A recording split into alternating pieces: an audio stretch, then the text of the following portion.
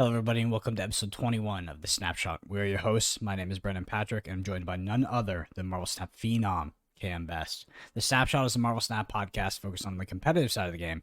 For episode 21, we're joined by Lambyseries for an absolute Thanos Masterclass. Let's get into it.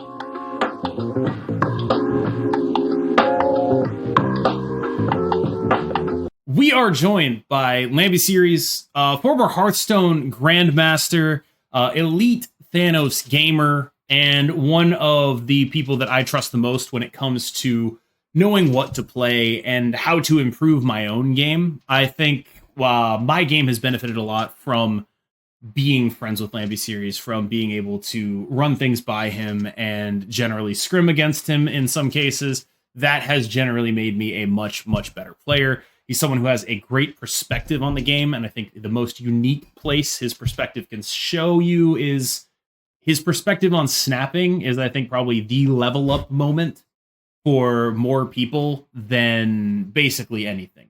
Like, in terms of what I have heard in terms of feedback, what I have learned from him, talking about snapping, I guess I would say the control and accurate assessment of what a game actually is. I think Lambyseries represents that in a truly remarkable way. Like in the way a poker pro would, in terms of you have to pay to stay in here with me because I'm on my 50%. Like I'm above 50%, you're paying to stay in here with me. And that attitude is something that's incredibly important to learn, especially if you want to play tournament.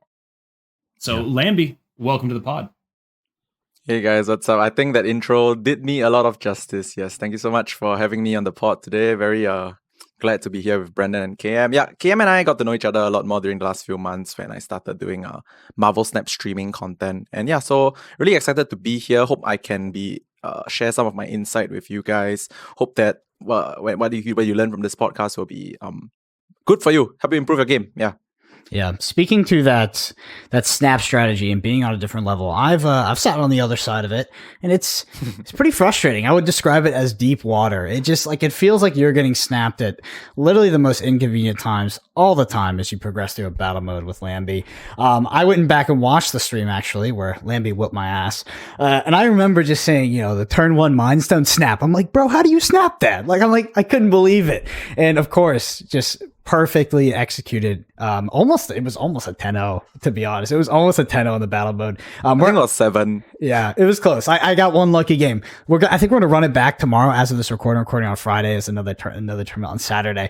But yeah, Lambie. So I think in Marvel Snap, you're known for a lot of things, but one thing in particular, when I think of Thanos, the first person I think of is you. What is it about Thanos that is that you've sort of attached to? What do you like about the deck? Do you think it's the best deck? Why do you play it so much, etc.? Just tell me why you're infatuated with this card in particular. All right, so story time. Contrary to popular belief, I was actually 100% non-believer of Thanos at the start because, okay, so I come from a card game background. I think some of you guys who listen to this also come from a card game background. Marvel Snap deck has 12 cards. Thanos has 18 cards. So in my head, the first thing is, why the heck would I want to play 6 extra cards and make my deck worse, right? That's my initial thought. But the more I play the deck, the more I realize, hey, these cards replace themselves. They draw cards. They get through your deck so quick, and a lot of the time, I'm drawing more cards and getting through my deck so much faster than a normal 12-card deck would. So that's one thing that I really like about Thanos, which it thins your deck super quickly by drawing a lot of cards with the stones. And on that note, regarding the stones are likely to be the most flexible thing that is ever introduced into Marvel Snap, thus far, right? Every stone has, firstly, they draw cards outside of the Power Stone. Secondly, each has a very unique effect, which is literally a better version of cards that you already play in your deck. Reality Stone is Scarlet Witch, which is, some people play that card. Time Stone is Psylocke. Blue Stone, what's the name of Blue Stone? Space Stone. Whoa. Space Stone is literally every move card. So it's one-cost versions of good cards that you would already play in your deck, right? So why would I want to play a cheaper version of good cards, right? So that's one other thing that makes me very infatuated with Thanos. And the last thing that gets me super crazy about Thanos is its endless deck building possibilities, because you are building a deck with like tons of mobility, flexibility, ramp, like reality stone kind of stuff, soul stone kind of stuff. Like all these cheap effects go into so many different like decks, right? You can build it from a lockjaw angle, which is what I'm most known for. You can build it from a lane lock angle, Professor X, Spider-Man. You can build it from ongoing Blue Marvel Onslaught GG kind of angle. So like you can do so many things with Thanos, and like when more cards are released into the game, you will very likely find new use cases for Thanos as well. So yeah, those are the main reasons why I love the deck. So I hear that pitch and I'm just like, I'm sold. But there's some critiques of the deck, right? Like the deck, there's a reason why I think that you're so known with it, right? Not a lot of people play Thanos. They used to. It used to be the best deck by far, and everybody's playing Thanos. But people have come off of Thanos. I think one of the critiques of the deck is that people view it as high variance. Okay, first critique is probably it's a little bit harder to play than general decks in Marvel Snap. You have a little bit more domain knowledge. There's a lot more decisions to make, and I think you get punished for making the wrong decision more often. But let's do the main critique. Some people would say that Thanos is a bit higher variance, especially the Lockjaw version, than some other decks. Do you find that to not to be true? Because I find it a lot. I also have a bit of a card gaming background. I find that there are these decks sometimes that, the general populace of players will look at it and be like, that's high variance. It's a bad deck. You have to high roll with it, etc. But then there's this group of players, this one player that just takes that deck and has success after success after success. So what do you say to that critique of Thanos? And do you think it's true? Okay, so this is quite interesting. The thing about high variance, which it means that like high risk, high reward, correct? So if you're gonna bring something that has high risk, high reward, you gotta know when you need to make these high risk plays. Like, okay, so people do say that Lockjaw is high rolly. Yes, 100%. When I win with Lockjaw, I never say that it's zero luck. It's for sure some luck. You for sure need some luck to win with Lockjaw. But at the same time, you need to know when you can abuse this luck, when you can put yourself in positions to benefit from this luck, I honestly think that the way you play Thanos Lockjaw is very representative of how you like snap in general, because like with Thanos, with Lockjaw, your deck does a lot of good stuff when you get the Lockjaw. When you don't, obviously, well, shit happens. You don't really win some games like that. But the thing about Thanos Lockjaw is that you don't try to win every game, which is the main point of the deck. You don't try to win every game. You try to win the games which with good hands, win it hard. The games that you don't get the good hands, well, that's discipline, leaving, right? So Marvel Snap rewards running away from your problems. Okay, no, just kidding. Marvel Snap rewards not trying to win every game, which is very, very important. So I think identifying such scenarios with the Thanos Lockjaw deck, for example, is the main reason why I'm winning so much. Right. Jumping off of that, I think that's actually, when I talk about like the biggest thing people can learn from you, that's it. Like when I talked about that in the intro, that is the specific thing, which is understand when you are advantaged. And Thanos, I think you talk about Thanos and it's like, okay, is this actually a deck that it's hard to understand when you're advantaged? Because the answer is no, it's not. You draw Mind Stone, you draw Lockjaw. If you're not snapping on that, you shouldn't be playing Thanos. Like that's how the deck works. It's actually the easiest deck in the game to learn how to identify your snap patterns with, probably. Because it's so binary. You don't care what they're doing. What do I care what they're doing? I have this stuff. If I am not snapping this hand, I shouldn't be playing this deck. And I think most of the other people who play this deck have come to the conclusion I shouldn't be playing this deck because they're not snapping those hands. And you keep snapping those hands, you keep playing this deck. Yeah, you're right there, because like I like to use poker example here to explain this, like on my streams a lot, which is like if you're in a casino, you're like for example, if you're in a casino and you're just like playing cash games and you're inexperienced and you just want to play tight to win the games that you can win. So most people that do that, they play premium hands. They just play like the kings, the queens, the aces. Thanos Lockjaw is effectively just that. You win hard and try to win your best with the good hands, and when you have the bad hands, you just wait for them to snap you and like, oh, it's time to leave, And it's very easy to like forget that this deck is not like every other Marvel Snap deck whereby you need to curve 1, 2, 3, 4, 5. This deck is literally you can do nothing and then Lockjaw, bam, Wasp into Dinosaur, GG. Right? So this deck is a bit different. Like you don't just snap. Extremely. You don't just like, I think you guys get the point. It's a bit different. It's a bit more variance, yes, but it's also about like playing premiums. Always play your premiums. Right. Like I think Thanos is one of the best decks to play to get better at Marvel Snap. Yes. Because there's so much to think about every game, and you'll train yourself to actually count, hopefully. Unless you're me, in which case you won't count and you'll just play stuff. I don't count as well sometimes. It's so easy to not count. It just dude. happens. It's so easy. You're just like, this looks fine, and then you lose by 1 point. You're like, damn, I really should have counted. But like, it's such a good deck for getting used to that mentality because you are so clearly advantaged when you are advantaged that you're going to feel like an idiot if you don't snap before it. And it's like, you just, it's a deck for getting used to being okay with snapping and losing. Now, like, Thanos players will snap on me all the time when they turn 1 Mind Stone now, right? And it's like, you know what? Instead of just being like, haha, you're an idiot for snapping, it's like, no, dude, if I win that game, you still made the correct snap. Like, that you're still supposed to be doing that. You should be playing another deck if you're not doing that.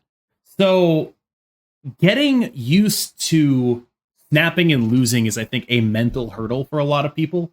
Correct. And Thanos is one great way to overcome. Yep. It's totally true. Yeah, if you're not snapping those hands, you're not snapping any hands. I have a kind of a funny question that's definitely a moot point in Marvel Snap, but I think a lot of players look at Snap like this, despite the snapping system and cube system being a thing. But would you play Thanos if Marvel Snap had a sort of binary win-loss system in its matchmaking? Or do you think that because you're able to leverage the cube system and sort of win more when you do have those winning hands, that allows a deck like this, which could be critiqued as being higher variance, to sort of thrive? Yeah, so I believe it's the secondary option whereby it's because Marvel Snap has this system whereby I can run with bad hands very often. I'm very inclined to play something with a very high, I wouldn't say very high roll potential, but higher roll potential, because like I can very easily not play. I can fold the hands that are not playable, and I can try to win very hard with the hands that are playable to good. So yes, it's actually Marvel Snap system incentivizes me to play such decks, and I think it's a greatly overlooked thing whereby everyone thinks that if I can play a card every turn and just play like 1, 2, 3, 4, 5, 6 energy, I'm gonna win, right? But the thing is, it's not the case, right? Marvel Snap rewards you for playing good hands and running away with bad hands. So if I have good hands that scale higher than you, I will play those hands. And if I don't, I just run. So yeah, Marvel Snap really does incentivize playing like such variance related decks for sure. Do you think that some people are approaching Marvel Snap the wrong way? I was just gonna say, like, if Snaps didn't exist, I'd probably be playing Spider-Man decks every game. Yeah. Same. Yeah, I was about to say that. I would play the most like just that kind of like you can't do anything deck if Snaps didn't exist. So I'm kind of into those Spider-Man decks anyway, but like if Snaps didn't exist, oh my god, they'd be the most obvious thing to play. Yeah, man. Do you think people are approaching Marvel Snap the wrong way when it comes to deck building by maybe bringing in preconceived notions from other games and choosing to play more consistent decks rather than decks that have a chance to win more, get 8 cubes, get 4 cubes, surprise the opponents? Do you think that the sort of the low variance, just like all around good deck that consistently does a thing, maybe is a lower power level, is a bit of a trap in a game like Snap? Should you be going for these high roll potentials? I want to say yes, but I also can't really say yes because it also depends on the meta, right? Like if the power level of consistent decks is like just way higher than, okay, I got an example. Mr. Negative versus like good stuffs deck. Like in the previous time there was like the Scorpion, Lizard, Polaris, Thor, Maximus good stuffs deck with like leader, right? Like that deck is just curved, very consistent. But like why is no one playing Mr. Negative over deck to high roll? Because Mr. Negative is way more inconsistent than like the just generic good stuffs curve deck, right? So like it really depends on the meta. It really also depends on like how like big the power gap it is between those high rolly decks and the consistent decks. So there's no definite answer, but I feel like when it comes to Thanos, so far in the last few months, there hasn't been a situation whereby I cannot play like a high variance deck in Thanos and like win, Yeah. All right. So Lambie, we started incorporating our cat. Go ahead. I really want to jump in on this. I know we're going to move on from Thanos, but I really want to jump in on this because this is something I am personally interested in. Okay. Because I just bought Flaviano Thanos. So Okay. I need to play a lot more Thanos, right? If you had to give someone like me advice on playing Thanos, what would that advice be? Understanding that, like, I get the snap stuff already, kind of. Okay. Like, if you needed to give me advice on it, especially in the context of the annoyance that comes with playing a high roll deck into bots, which is just like the most annoying thing in the world. Agreed. What advice would you give for someone like me? I would describe myself as an intermediate Thanos gamer. How would I move to advanced? Okay, I feel for you. Are we talking about like from a content creator angle or like just No. player? To be good. I want to be better. To be better at Thanos. Like if I'm like an intermediate Thanos player, I get when I'm supposed to snap and retreat. Mhm. What is the difference between someone who gets that and you?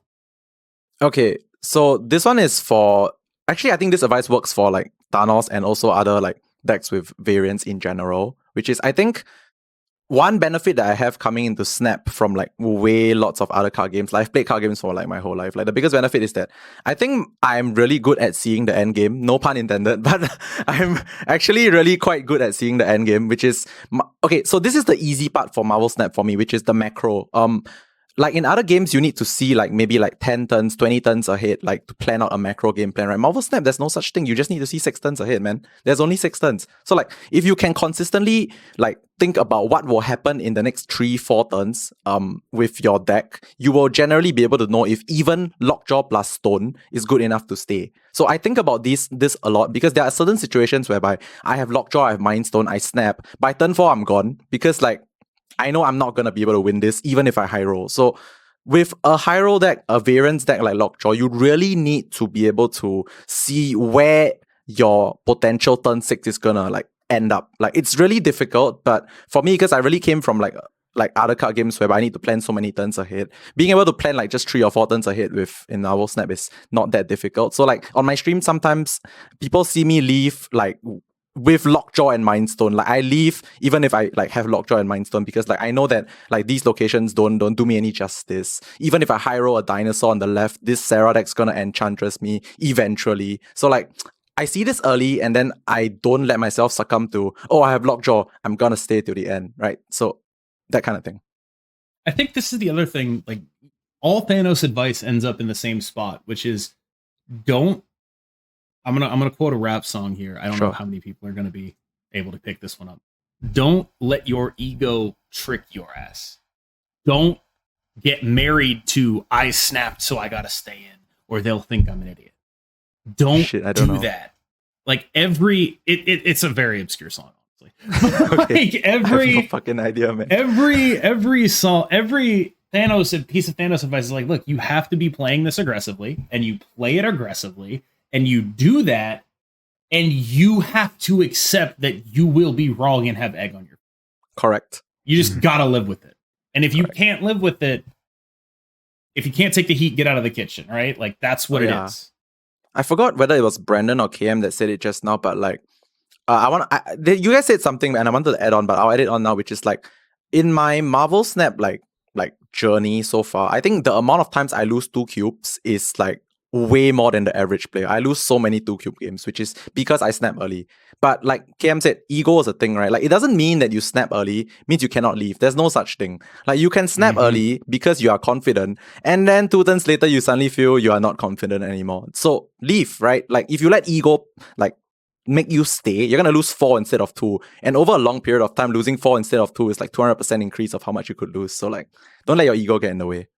Really don't. My favorite thing about the intermediate to advanced Thanos advice is that it's really just intermediate to advanced Marvel Snap advice, right? Being able to perceive being able to perceive your macro game plan, adjust accordingly, snapping correctly, right? We talk about snapping a lot on this podcast, but most specifically, we talk about snapping when you perceive advantage over your opponent at any point in the game. So even before the flip of the 3rd location, you're basically just forcing your opponent to enter a new game where they pay an additional ante to play a game where you think that you're fundamentally ahead. That might change, right? You might be losing the 2 cubes, but it's a lot better than this sort of, especially if you're in ladder, I think. Like in ladder, one of the most painful things I think that people can run into is where they're getting just 1 cube consistently a game. You know, they're doing that slow climb and then they lose the 1 8 cube where they did the math wrong. And that's what happens when you take that conservative approach and you only snap when you're 100% sure you're going to win. And I think it's one of the biggest traps you can make in this game. This is why I want to drill down on this stuff, because I don't know whether it's you're good at Thanos because you're good at card games, or because you're good at card games, you end up being better at Thanos, right? Like, he makes you, playing this deck makes you better at Marvel Snap, and also the better you are at Marvel Snap, the better you're going to play. Yeah, it probably works in tandem, like you said. Also, with the whole ladder thing, I think one advice that I can really give to players that want to climb, and one thing that's really like underlooked, is the whole, like, I think Brendan mentioned something about it just now, which is like, if you're not snapping, if you're not losing 2 cubes enough, you're actually not really snapping enough. Also, losing 2 cubes because you snapped and losing 2 cubes because they snapped is 2 very different things. Like, a lot of people, they stay in when your opponent snaps to do this thing whereby I call it the just to see what happens stay. Like it's a trap. It's the biggest trap ever. Like, I think we all can relate. It's the content stay, or like on ladder, it's the like, I don't know what they have, I just want to see what happens stay, which is the biggest trap ever, because over a big sample size, staying just cause you want to see what happens and not actually cause you have a game plan, it's going to lose you that 1 extra cube, and over like a few hours, it's going to lose you 20 extra cubes. And then you go on Twitter and tell people that I don't know why I cannot win with this deck. Oh my god. But like, you're staying 20 times more than every time you should have left, right? You're staying in 20 more games where you should have left. So like, come on. You have yourself to blame. The whole retreat mechanic is super interesting. This is kind of a tangent, but I have to call back to it because there was recently a video of Ben Brode talking at some developer conference. I think it was GDC, but he said that Marvel Snap is not a sum zero game because you don't lose, right? You retreat, and a retreat is a little win. So what I thought was funny about that paradigm is the way when you phrase it the first time, you hear it and you're like, yes, that's correct. But I also wonder if in Marvel Snap, right, when you lose, you might not lose as hard, but when you win, do you also not win as hard? Because there's plenty of games, and anybody who plays Marvel Snap, I think, has encountered this, where you'd be in for 1,000 cubes, right? You've done all the work, you're on turn 6, you infinitely snap, and then your opponent leaves. I would argue that those don't feel like wins either. So I don't know. It's just a funny thing. I wonder if you guys agree with that. If Marvel Snap is not zero sum because you retreat and it feels good to retreat and retreating feels like a win, or do wins also not feel as good? And do we have this weird paradigm? Just a little thought that creeped into my head. Maybe Ben Brode left that part out on purpose, because I kind of do agree with you. Like, when I set it up perfectly and they leave, I'm like, oh man, because like, I know I win for sure, right? But they leave. But I mean, it's just the way the game is. Like, you also can say that like, oh, because I made a good retreat, so they don't get the benefit from my from the setup as well. So I think it's both ways. Yeah, definitely both ways. Yeah. All right. Well, Lambie, we started adding our guests into our news section, our question section, everything. So we're just going to run through some of the stuff that happened last week because there's a lot. So first off, Kitty Pryde is re-released. Let's just start with that. What effect did that have on the meta? Did it fundamentally change sort of the landscape? And are the Kitty Pryde bounce decks the best decks around right now? All right. So personally, I have played against a lot of Kitty Pryde decks, but I haven't played a lot of Kitty Pryde decks. I played against a lot of Kitty Pryde decks, and I feel like because we have the new wave in the meta right now, she's not as domineering or dominating as she could be. Because the new wave is like the law, right? Like, the moment you play wave, as long as you don't have somehow like 8 energy, you definitely cannot play like 2 cards on your final turn, only 1 card. So with the new wave being in the game still, I think Kitty Pryde is severely like under control. Not to say that bounce decks are not good. I think bounce decks are good, but they are severely hard countered by just that 1 card, and that 1 card is quite popular right now. Also, I don't think that the Kitty decks are generically more consistent than Zabu Good Stuff's deck. I think the Zabu Good Stuff's Iron Lad, Rockslide, Darkhawk kind of stuff is still more consistent, and I think that in tournaments has shown to be. Wait, I'm not sure, but like, I think it has generally done a bit better. I think so. Yeah. So I think in general, Kitty Pryde is coming back to the game. Big boost to bounce for sure. But I don't think bounce, Kitty Pryde, Sarah decks are gonna be like at the top of the meta. I think it's just gonna be like somewhere there, tier 2, tier 1.5, but like never gonna be like the main powerhouse. At least not now, for sure. And the new wave change, by the way, is the TLDR, and is basically like everything is going to cost 4. If you play wave on 5, the reductions are not happening after the wave reduction to 4, which used to happen with things like Zabu, Stature, etc. So people were playing multiple cards when you wave on 5. Now you wave people on 5, they're consistently, they're just playing that single card unless they have the extra resources. Cam, your thoughts on Kitty Pryde? I think she's got a little bit more room to shine than Lambie does because, yes, those Zabu decks are probably a little bit more consistent, but here's the issue. Do they win the heads up? right? Like, do they win the heads up, or how long are they forced to include wave? And do the ones that are forced to include wave win against the ones that are built to beat the wave versions, right? So I think my thing is, I think straight up, the Kitty Pryde decks put more power down than the Zabu deck. But the Zabu deck can afford to run wave. So the question then becomes, is there a version of the Zabu deck that beats the version that runs wave and doesn't run wave? Because then people will run that to beat the Zabu deck. And that opens up more space for Kitty Pryde, which just puts more points on the board as long as it's not beat. Like, Kitty Pryde is this sort of ever-present danger where it's just, these decks are going to put so many points on the board. Like, right now, they go absolutely nuts if you let them. Like, they will just explode. And so it is incumbent on you to either be doing that or be stopping it. And I worry what happens, is there a way for this metagame to start cycling, right? If suddenly everyone is playing wave, no one can play bounce. And then the question is, what can we do that beats the wave stuff, right? So I think one thing to shout out here is, I know Lambie has been playing wave in the Iron Patriot list. Yeah. And I think that is just a remarkably well-positioned list right now. It goes really big, and it also plays wave, and bounce is making people cut enchantress, and like, there's just a bunch of things going in its favor. Yeah. I think for what it's worth, the Iron Patriot deck is really KM's baby. Like, he made the deck, and like, I think it's insanely strong. I'm not a big fan of Patriot in general, but like, when I played this deck, like, it's just powerful. It just does powerful things. And the thing is, it's like every man's deck. Like, everyone can pick this up and win with this deck because it's not like complex, right? It's relatively easy to play, which is very good. It doesn't have to be a complex deck to be good. A simple deck that wins. Sometimes wave is really good in this deck because you don't really care if you get waved because your deck after turn 3 plays one card a turn, right? So, and it's just power spike, power spike, power spike. So wave doesn't hurt you, and you can run wave yourself to hurt other people. So I think it's a perfect wave deck.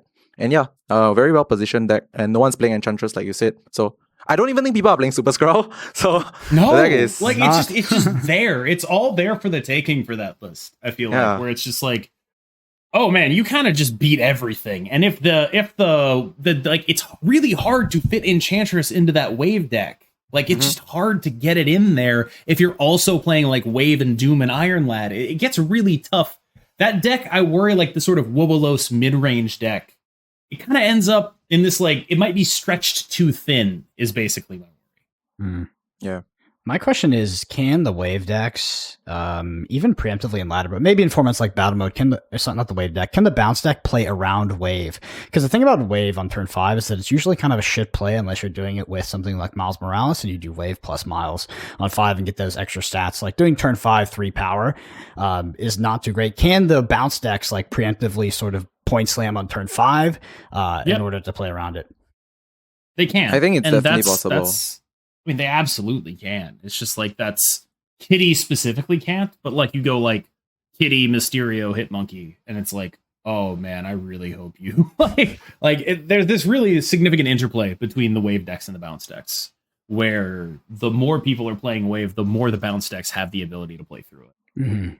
Yeah, just I think I want to add to that, which is that if you know they have wave in their deck, and you know that it seems like if you get a tell whereby they are trying to set up for a turn 5 wave, it's like the same thing whereby if you know you're gonna get leeched as a death wave deck, you just play your stuff, right? Like, especially in deck lists, open deck list tournaments, like if you know they have wave, I think a good bounce / like Kitty or like a Sarah player will like just decide to not play their Sarah and just play their stats on turn 5, for example, right? Like, if you know they have wave, it's like a lot of the battle won. So it's quite interesting to see like if anyone can pilot such a like bounce Kitty deck to the top, like in tournaments with open deck lists. It's gonna be different for sure. Yeah. I mean, like, the bounce decks, I think, are the ones that are the best at playing through. Yes. In terms of just being able to put an asinine amount of stats on them. And then like the next turn, they just like play a 12 power Kitty or right? Like, they're best able to play through wave of all of them. Yeah, the bounce ones are fine. The only one that's difficult to play through is the Moon Go She-Hulk ones just die to wave. That's for sure. Very bad into wave. Also a little bit weirdly vulnerable to Killmonger. Yep. That deck is interesting. If I face that deck and someone plays Moon Girl on 4 and skips turn 5, I just fucking leave every time because I mean you're just losing to that point slam. It's so ridiculous. Like 30-ish power on the last turn. The combo deck. Yeah, I found on ladder specifically that almost none of my opponents will play around the turn 5 wave, but the one time an opponent did, I was like, oh well, this deck is literally just better than mine. They just switch up their play. Like my deck cannot compete. I can't play turn 5 wave. It's too low value, right? I can't put 3 power on the board and have them have some sort of pseudo top end curve for turn 6, and they already point slam 30 points on turn 5. It's too good. Yeah. So interesting. We're going to see a paradigm shift with people sort of playing around it in advance if they even perceive it's coming up. Lambie. So Howard the Duck released, which is a 1/2 that says tap to see the top of your deck. Cam was singing high praise for this card last week, called it Uatu. This is obviously a pretty popular card on Twitter. Some people are like, this is the best card ever. Other people are like, card game fundamentals. Who has? Oh, no. No one said that. Dude, so many people have said that. You're making that up. Nobody has said Howard the Duck is the best card in the game. I don't believe you. I've seen multiple posts like tagging. I saw someone tagged Darrow in multiple posts and was like, look, Howard the Duck did something. Yeah. And Darrow comes in. But like, that's a different thing. That's a different thing. Nobody is actually saying people are saying Howard the Duck is good. Nobody is saying Howard the Duck is the best card in the game. I refuse to believe it. They're saying it's really good. They're saying it's really good. Do you think this card is good, Lambie, and why or why not? Okay, so I'm gonna my take is strictly personal. None of my opinions represent my employers or KM or Brandon. But legit, right? Okay, I just want to be completely honest because Howard the Duck is likely the most useless card for me personally because this take represents me. This take represents me. Okay, it's the most useless card for me. I'll be completely honest, and no one like take offense or whatever. Okay, it's just me because I am confident in my ability to see the end game. I said this just now already. I don't need a duck. And one slot in my deck to tell me the end game. I usually know, and I will leave before it reaches there, or I will win the end game. So like, I don't need the duck. Like personally, it's not something that I will feel good playing my deck because I know I'm cutting one good card to play the duck, where I likely don't need the duck because truth is, I can player diff most people, so I don't need the duck. That's the truth. But like I said, this is my opinion. Yeah. I think the duck... No, like, I actually want to dive down on that. I'm sorry. No, But like, that's the whole thing, right? Where it's like, the better you are at this game, the more aware you are of the cards in your deck that you could draw. The more you are already calculating them into your decisions. The more you are already saying, all right, Iron Lad is like, 80% to hit this thing. Being good at the game is saying, I don't need a duck to do this. I can play the percentages and not waste a card in my deck. Playing those percentages is part of what makes you good. Agreed. I want to add to that also, which is there will be those times that like someone will win with the duck because they saw Jubilee gonna pull Infinite off the top. But like most of the time, okay, so Marvel Snap is a 12-card game, right? You likely know if you will hit the good card or not. The one time you don't hit it, even though you go for the percentage out, it doesn't mean that the duck suddenly becomes the best card ever, right? It just means that you missed when you took a percentage out. But I don't sacrifice the 12 card in my deck for it. Yeah. Yep. I think that the duck reinforces for some players that are sort of touting the deck or have had good experience with it, it's just reinforcing the correct decision that you could have made without the duck, right? As you've built your deck like, that's the thing. You're only gonna remember when he's good. Yeah. You're never going to remember, you're never going to put yourself in a counterfactual where you're like, oh, well, would I have made a different play? Right? Like, you see the Jubilee, you can play the Jubilee safely, but would you have done that anyway? Like, when you put Jubilee in your deck, don't you put a bunch of good targets for a Jubilee? You put cards in your deck to play them. If you thought the Jubilee was good enough to go in your deck, you should play it. Like, I don't know. Howard is probably fine. I think the specific use case for Howard is a deck that runs Iron Lad and Jubilee, because knowing that ordering with a Zabu, that makes sense. You could actually be like, okay, this is a real use case for Howard. Sure. I think that's like pretty much it though. Yeah, for what it's worth, like there is nothing wrong playing Howard in your deck. It's just that because like my opinion is I don't need it, but if you want to play Howard, no one's stopping you. It's perfectly fine. Yeah, Legit. I mean, I think it's just I don't you need it. you need to have a reason to do it. Yeah. And so far, the only compelling reason I found is I am a Zabu deck playing Jubilee and Iron Lad, and I don't really think Nebula is that good right now. That's pretty much the reason to play Howard. It's like, I don't really think Nebula is that good right now. Iceman is not that far. Like, it's fine, right? So that's pretty much the use case. Yep. Right. And I don't necessarily think that he's bad there. He probably is very good because that deck is He's an very okay good. card. Yeah. He's just an okay card. Probably not 6,000 tokens. All right, I got a softball for you guys from this past week. Card acquisition updates. All right, so actually not a softball, man. I know. That's why I was joking. So in the I'm just going to read some things. In the June 2023 season, 2 cards will be releasing from Series 4 instead of Series 5. That's a good thing. Series 3 mystery cards will be able to be purchased for 1,000 collector tokens starting June from the token shop. And then here we go. Intro of weekend missions first and earn tokens. And then here's the good one. In our upcoming patch, we're dropping more cards to Series 3 than we ever had before. In addition, some of our more impactful cards are staying at their current series for longer than expected. There are some fun cards in this drop, and we hope they inspire you to experiment with new decks. All right, so there's a little tidbit in there. I just want to highlight that more impactful cards are going to be staying at their series longer than expected. Good thing or bad thing, Lambie? Bad. All right. I'm gonna start first because but I don't really have like a lot of opinion on this one because generally okay, I will a lot on this game. So generally whatever the game throws at me, I will just do what they want me to do for the most part. But having said that, I feel like honestly, there is like new level of uncertainty when they make the statement like certain cards will drop, certain cards won't, based on like I don't know. There's no metric, right? There's no metric on what will drop and what won't. So this new level of uncertainty, I think, is very perplexing to certain players and to many players, right? Because uncertainty is something that you don't want to have, especially when tokens are like finite, right? Tokens are definitely finite. So this new level of uncertainty is what I feel might be a problem. But other than that, I think generally some of the changes that they're making, I'm okay. I just don't like to not know what to expect when it comes to like spending my cash, my money, and some people literally are living with their tokens by the last token. Like they have literally exactly 12k tokens for 2 cards, and like they don't know whether they're gonna supposed to spend this 12k tokens or not. So like if you are living by that kind of margin for tokens, I think it's quite scary when there's this level of uncertainty. Mm-hmm. Yeah, I think that the major issue with their rollout is twofold. The first is communication. They should have said, look, we know that Darkhawk is a card that people care about and have been waiting for the Series 3 drop. In the future, that would be the kind of card we would keep there, but for now, we're rotating it down. Right? Mm-hmm. And if they just say that, I think like probably 75% of people who were mad at this are not mad at this anymore.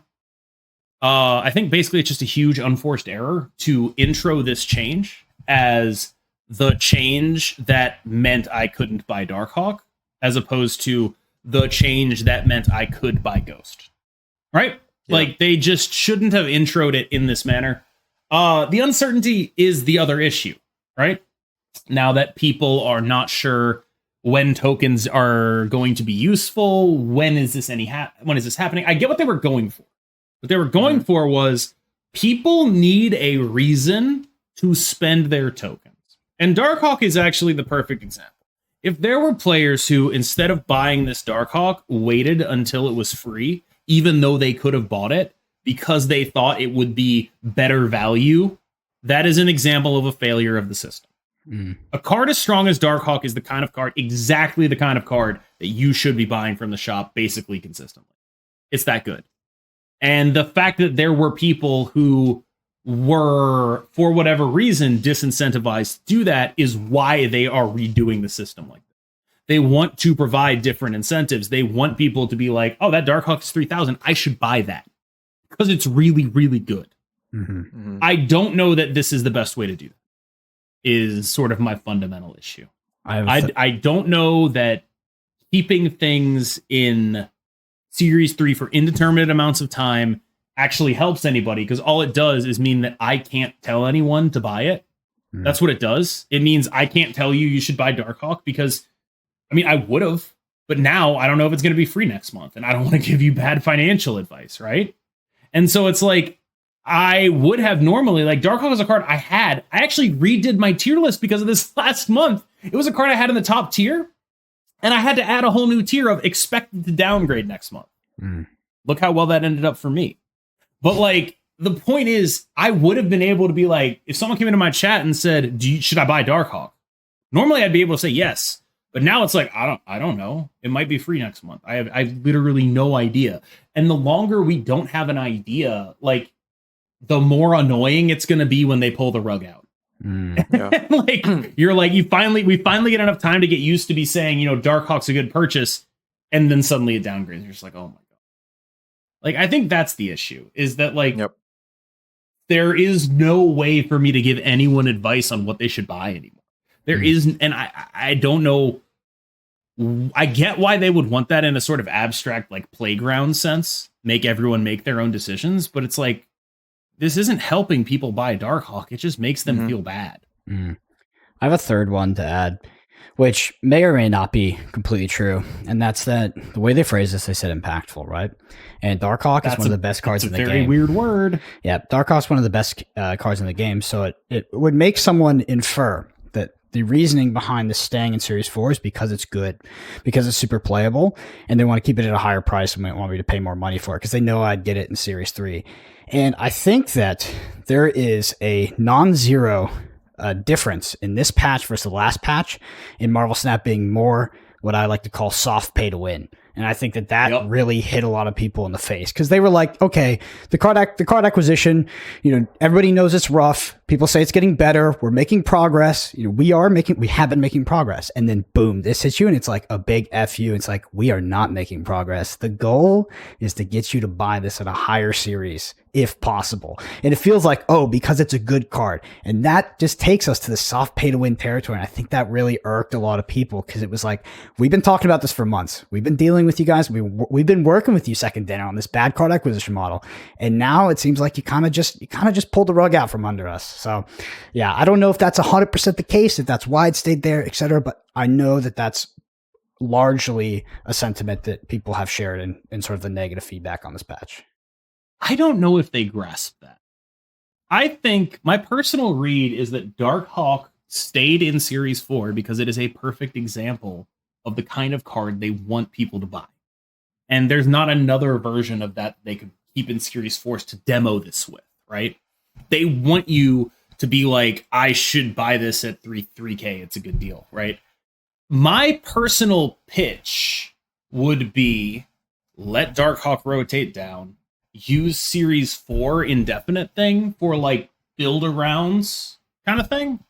MODOK, Zabu even is, like, kind of a proxy for Darkhawk. You don't need to have both of them in Series 4, right? But, like, MODOK, Zabu, Hitmonkey, Kitty, build-around cards would be a great thing to stay in Series 4 for a while. Because there is some argument that the average Series 4 card is, in an extremely technical sense, more accessible than the average Series 3, because there is no way to targetly acquire Series 3 cards except for your one free one a month. You get more than one free Series 4 card a month. It's actually like 1.5 to 2, depending on how you do what you do. Now, the issue is those tokens now are being spent when previously they would be saved for something else. And I think that's, it's sort of hard for me to look at this as a plus for acquisition. You could try to sell me on it, but the fundamental thing is, like, no, people have to spend more tokens on different cards now, right? And I guess I just sort of worry that, not necessarily about soft pay to win, but, like, just Darkhawk was the wrong card to do it with. Straight up. Any of these other cards, any other card, I would have no problem with. Like, Darkhawk specifically crosses that line, where you actually do have to start talking about things like pay to win. You actually do have to start talking about things like that, because, like, citing impact can mean a lot of things. But with Darkhawk, I don't know. I think the issue they have is that people weren't buying it. That's it. I think the issue is, like, people were just like, this card was sitting in Series 4 for 2 months, and people thought it was a better idea to wait till it was free than spend 3,000 tokens. And that is an issue. But the reason that's an issue is they don't give you enough goddamn tokens. That's why it's an issue. And it's an issue because that is a good idea. Like, it is a good idea to wait for it to go free and then get back. And everybody goes through that sort of token economics in this game is like, it's going to rotate down. It's not broken. I don't need to buy it right now at Series 6 to get an advantage over my peers, which unfortunately we do that. That's just part of Snap culture at this point is we buy broken Series 5. Do you need this card to win games? That is the only time you're actually supposed to buy stuff at this point, based on the current economy. Where like, if you get maybe one Series 5 card a month, buying Darkhawk at Series 3 or at Series 4 can make you unable to purchase that. And if that Series 5 card is super broken, it like they create this paralysis where it's like, what happens if High Evolutionary is super broken? Can I still afford to buy Iron Lad? I don't know. Yep. That's the discussion. I have no idea. And like, I get that question all the time, and it's like, dog, I wish I could tell you. I wish I had the slightest clue what you were supposed to do in that situation. Because Iron Lad's a great example of a Darkhawk-like card. It's just really damn good. Iron Lad is a phenomenal card. But you know what's going to happen is it's going to downgrade at some point, presumably, right? And then it's going to be a worse value than your High Evolutionary. I think there's a really strong chance that Iron Lad ends up better than High Evolutionary. Really strong. I can see that. And I really don't know. I think it's okay. When I say really strong, I mean like, I don't know, 60%. Like, it's just awkward. It's awkward. It's hard to tell.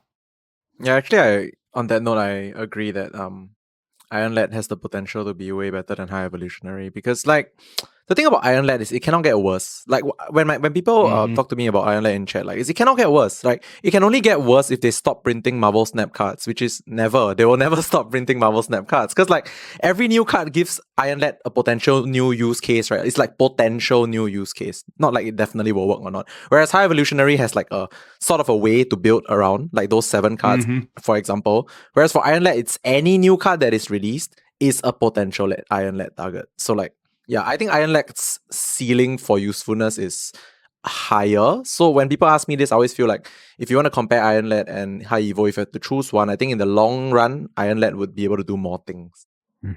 Iron Lad is the closest thing to Darkhawk currently in the game, other than Darkhawk in terms of like Series 5 cards that are really... Yeah, Series 5. Okay. Yeah. It's like Series 5 cards that are just absolutely berserk. Iron Lad is as close. Like it's not Darkhawk. Darkhawk is much more flexible, but Iron Lad is just like that card is just good. Yeah, the ceiling for Iron Lad is super high. Yeah, like it can go all the way up, all the way down. You reminded me though, is like something people said about Absorbing Man was the ceiling is so high, right? The ceiling is so high because they're never gonna. Eventually, they'll make more honor reveals, and one of them might be broken with Absorbing Man. But like, then when you think about Iron Lad versus Absorbing Man, it's like, oh man, that's like the same card, except one of them is way better. Yeah. Yes. 3 more power. It's like the same card, except one of them is like 1,000,000 times better. And then you look at like, man, why is Absorbing Man a 4/3? That's depressing. Iron Lad is like better statted, plus it doesn't have to do with anything like on reviews, ongoings. It could just be anything. Yes. Yeah, could even hit your Howard the Duck. I got one. Your M'Baku. You can hit your M'Baku, all right? I've got one more here for posterity. We can go over it quick, but it's going to impact everybody, and that's changes to ranked mode. The number of cubes required to rank up is decreased from 10 to 7, and the number of bonus ranks gained when tiering up is reduced from 5 ranks to 3 ranks. Example, in ranking from 29, a player will go to 33 rather than 35. Any thoughts on this? It probably doesn't affect you guys, but just its general impact on the system. Cool. It's all for the same. Like someone in chat did a complete like breakdown of how many more cubes I would earn, how many more cubes, how slightly easier it will be, blah blah blah. To me, it's like, oh, okay. I'll tell you what it is. Thanks for bad letting for. me know. I'll tell you what it is bad for. At the end of every season, I do a bench press challenge with my rank. Oh, That's what it's bad for. It's That's not good. bad for. I really need to do a little bit more streaming of tournaments, or I'm going to actually die. yeah. Well, I'll tell the people listening that if we sound out of touch because we don't care about these rank changes, it's because ranked is fucking broken. Like it just doesn't work, and there's bot. I mean, it's because we're like ranked 200. So like, what do I care about getting more cubes? Yeah, bot ELO. I've got too many of those anyway, dude. body low, asymmetric climbs, etc. Like that needs to be fixed first. They can make that system whatever it wants, but it's still broken right now. Conquest mode can't come soon enough. Yes. So that's it for the news. I want to kind of circle back and focus on Lambie just a little bit. Maybe should have been maybe we should have done this at the start. But we have the bend and snap section. This is from a movie called Legally Blonde back in the day. Not sure if you got to witness what that. What year did Legally Blonde come out? It had to be early 2000s. Yeah, I really want to know. To be. Okay, so it came out in 2001. It came out in 2001. I've heard of it, but I've never watched it. Okay. So, I can't believe that. This is the bend and snap. I've never watched it. So you mentioned you had a card gaming background. Can you just dive a little bit more into what exactly that is? Talk about a little bit about Hearthstone, and then the progression from Hearthstone into Marvel Snap. What attracted you to this game? Right. So we need to go a little bit back before Hearthstone, actually, because my card game journey started when I was like 10 years old. I was playing Yu-Gi-Oh! Actually. It all started from there. Started playing Yu-Gi-Oh! I got hooked on it. Well, I can't remember exactly why I got hooked on it, but I just got hooked on Yu-Gi-Oh! Played Yu-Gi-Oh! And then I found I was pretty good at it. At 13, I won. I was like top 8 of nets when I was 13. And then like that started my whole snowballing into card games. Yu-Gi-Oh! Then I played it a bit when I was like in my college days. Then I stopped because there was no money in the game, sadly. Then I went to university. I played Hearthstone there casually, just because like I used to play physical card games, right? I played Hearthstone casually, and then I think somewhere along the line I got a chance to play for a local pro team for Hearthstone when it was really big back then, and that's started my whole like esports journey in card games. Stuck with Hearthstone for a good 3 to 4 years competitive. Like I literally lived and breathed Hearthstone. It was like my main source of income. So like when people watch my streams now and see why am I so freaking try hard when it comes to Marvel Snap, it's an occupational hazard, I assure you. Like the amount of like thinking I do in Marvel Snap, I think might be very excessive. Like a lot of my chat tells me like stop thinking so much, and like isn't that obvious? Then I'm like, guys, it's an occupational hazard. So yeah, I literally lived. They're also breathed. wrong. Yeah, they're also wrong. No, like you're right to take your time and think. They're wrong, and like I want to reinforce that here. Like there's so much what if in Marvel Snap that running through all the lines and actually counting is really hard to do. And there's like a minute and a half you have to do it in. You are 100% right. Sorry, continue. All right. Anyway, no, but basically, I'm just trying to say that like I was a bit concerned at first when I transitioned from Hearthstone to Marvel Snap, because Marvel Snap is largely more casual right now. We cannot disagree. It's more casual than any other like competitive card game out there because there's actually no real competitive scene yet. But like the thing is, I feel like what I brought over from Hearthstone to Marvel Snap is like my starting point. Like if let's say people start like here for Marvel Snap, I'm starting like outside of the screen, like way here, because like coming from other card games and having card game fundamentals going into Marvel Snap is super important to like getting good at the game quickly. Also, of course, if you have a bit of poker background, it helps as well, because this is one card game which has like that one aspect of like bluffing which other games don't have as much of. And like I think the snap mechanic is like the biggest difference between Marvel Snap and other card games. So I had a bit of both. I had a bit of poker background casually and a lot of card game background. So I think coming into Marvel Snap, I was generally not trying to sound okay. This is not meant to sound like cocky or whatever. It's just the truth. It's really just the truth, which is I think I came into Marvel Snap with super high like starting point, which allowed me to do well in tournaments on ladder and allowed me to produce the content that I currently produce. So I guess that's a good thing. Mm-hmm. Yeah. Well, speaking of tournaments, I think that at least we've had another tournament player on this podcast, and there's two tournament players right now that really stand out to me in particular that I have my eye on. That, you know, every time I see a bracket, I'm like, I've got my eye on those two, and that's yourself. And then a little guy called Moyen as well. Talk to me about that. Talk to me about this sort of rivalry between you two. I know it's not any bad blood rivalry, but I feel like you two are the best, two of the best players in the game right now. Obviously, there's other players that are maybe less represented with high skill, but I want to like give a special shout out to KJB here.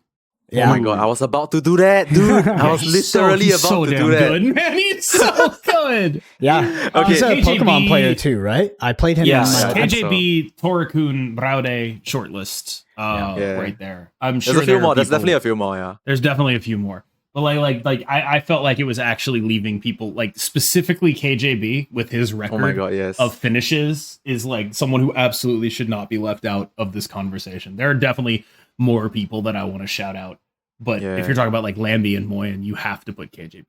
Yeah. I feel like there's like this Yugi Kaiba though thing that you. Oh my god, yeah. Okay, I'll get into that soon. Hold on, no. Which one's which? Yeah, okay, no, wait. I'll get into that right after this. But like, firstly, the KJB thing is like obviously you like people that share your same wavelength, right? Like generally, but like KJB is like that one person in Marvel Snap that like has like the literal same wavelength as me. Like everything, like the way we think, the way we do things, even our philosophy and like our style of play is like about literally the same. And his results show. So I guess thinking the same way as me and KJB wins games. So anyway, that's interesting. yeah. I feel like you're a little more aggressive than he is. Yeah, slightly, just slightly. But like he likes to snap early as well. He likes to snap early, but he snaps early on like specifically identified points, right? Also, he plays more decks than you.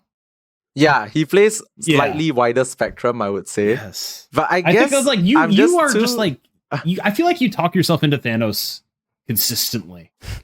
Yes, it's like, you're not all right. You're not exactly wrong, because like it's the only deck that can keep me entertained for a long period of time. So like I have played like in recent days, I have played like the Zabu decks a bit. I've played them in tournaments a little bit as well, but they don't really keep me entertained, even though I know they are great. Right. But yeah, okay. And like KJB will play Sandman. I don't think I've ever seen you play a Sandman. One time. I played it one time. I hate the deck. So boring. I played it one time. But yeah, okay. So there's this like funny Yugi Kaiba thing that they talk about, like between me and Moyen, and then like I always ask them who's the Kaiba, because I'm not rich. Then they always say, oh, Moyen's not rich as well, so I guess someone has to be the Kaiba. So I'm just like, okay, I'll be the Kaiba because I'm probably the bad guy. But yeah, anyway, yeah, Moyen is really good. Like me and Moyen, we both came from Hearthstone. I think in general, if you've come from like a competitive background in other card games, you have a higher starting point in Marvel Snap. Like you mentioned KJB, right? Pokemon, myself, and Moyen, Hearthstone. Spessy came from Gwent, I think. He doesn't play a lot of tournaments, but yes. Spessy came from I came from Magic. If that. Oh yeah, he played from Magic. Magic's also a difficult game to learn, right? Mm-hmm. So yeah, I think if you have generally some competitive background in card games, coming into Marvel Snap shouldn't be a difficult thing to do. Yeah, so I guess for myself and Moyen, we are just very active when it comes to competing. I think both of us are kind of try hard at winning, and we love to win. Who doesn't? But like I think we really like emphasize on like trying our best to like do well in these tournaments and stuff. So yeah, I don't really know what else to say. I just feel like in the current system, I am in a good spot in terms of my skill level, and like I welcome challenge, but as of now, I don't think there are many people that are close to me, Moyen, and KJB. And yeah, those are the people that we mentioned. There's I don't think that people are aware, but there's Marvel Snap tournaments most days of the week, if not every single day. And there's a subgroup of players that are just Marvel Snap tournament grinders and are pretty much in every tournament and also winning every single tournament between them. And we've mentioned them all pretty much so far. There's some other players as well, but like there is this weird that does exist. I think a lot of people don't even know these tournaments are going on because you kind of have to be in the know, by the way. Like you can't find them anywhere. Like some people, like I know yourself, Lambie, you have like a aggregator on your Discord. That's where I get all my tournaments because it shows it in my time zone and everything. But yeah, there's like to steal your aggregator. Yeah, you do. Yeah, you do. Steal your aggregator. Like it's very helpful. No, my aggregator is Browder. Browder is the one that integrated into my. Last time I was like, yeah, that's how he did it for me. I didn't do anything, man. I didn't do anything. He just integrated it for me. So I'm just like, okay. Oh my god, I need to go. I'm gonna go ask him to do that. Yeah, do it. Yeah. Also, if you're looking for tournament stuff, on weekends, whenever any of them are streaming, I generally try to co-stream because I think it's a really good way to get an insight on what high-level Marvel Snap actually looks like. And because of that, I end up not competing in many of them myself, which is cool because casting is consistent money with a lot less pressure. True. That's the dream. No, but honestly, I think you should try competing in them KM. It'll be fun. And like I think you will do well, honestly. So like I think you should try once here and there. There's kind of a statement I live by in Flesh and Blood, and it's that those that can't play, those that can cast. So I feel you. Yeah, you're right. Like if you like people that can't cast, like that's a much rarer skill set. You know what I mean?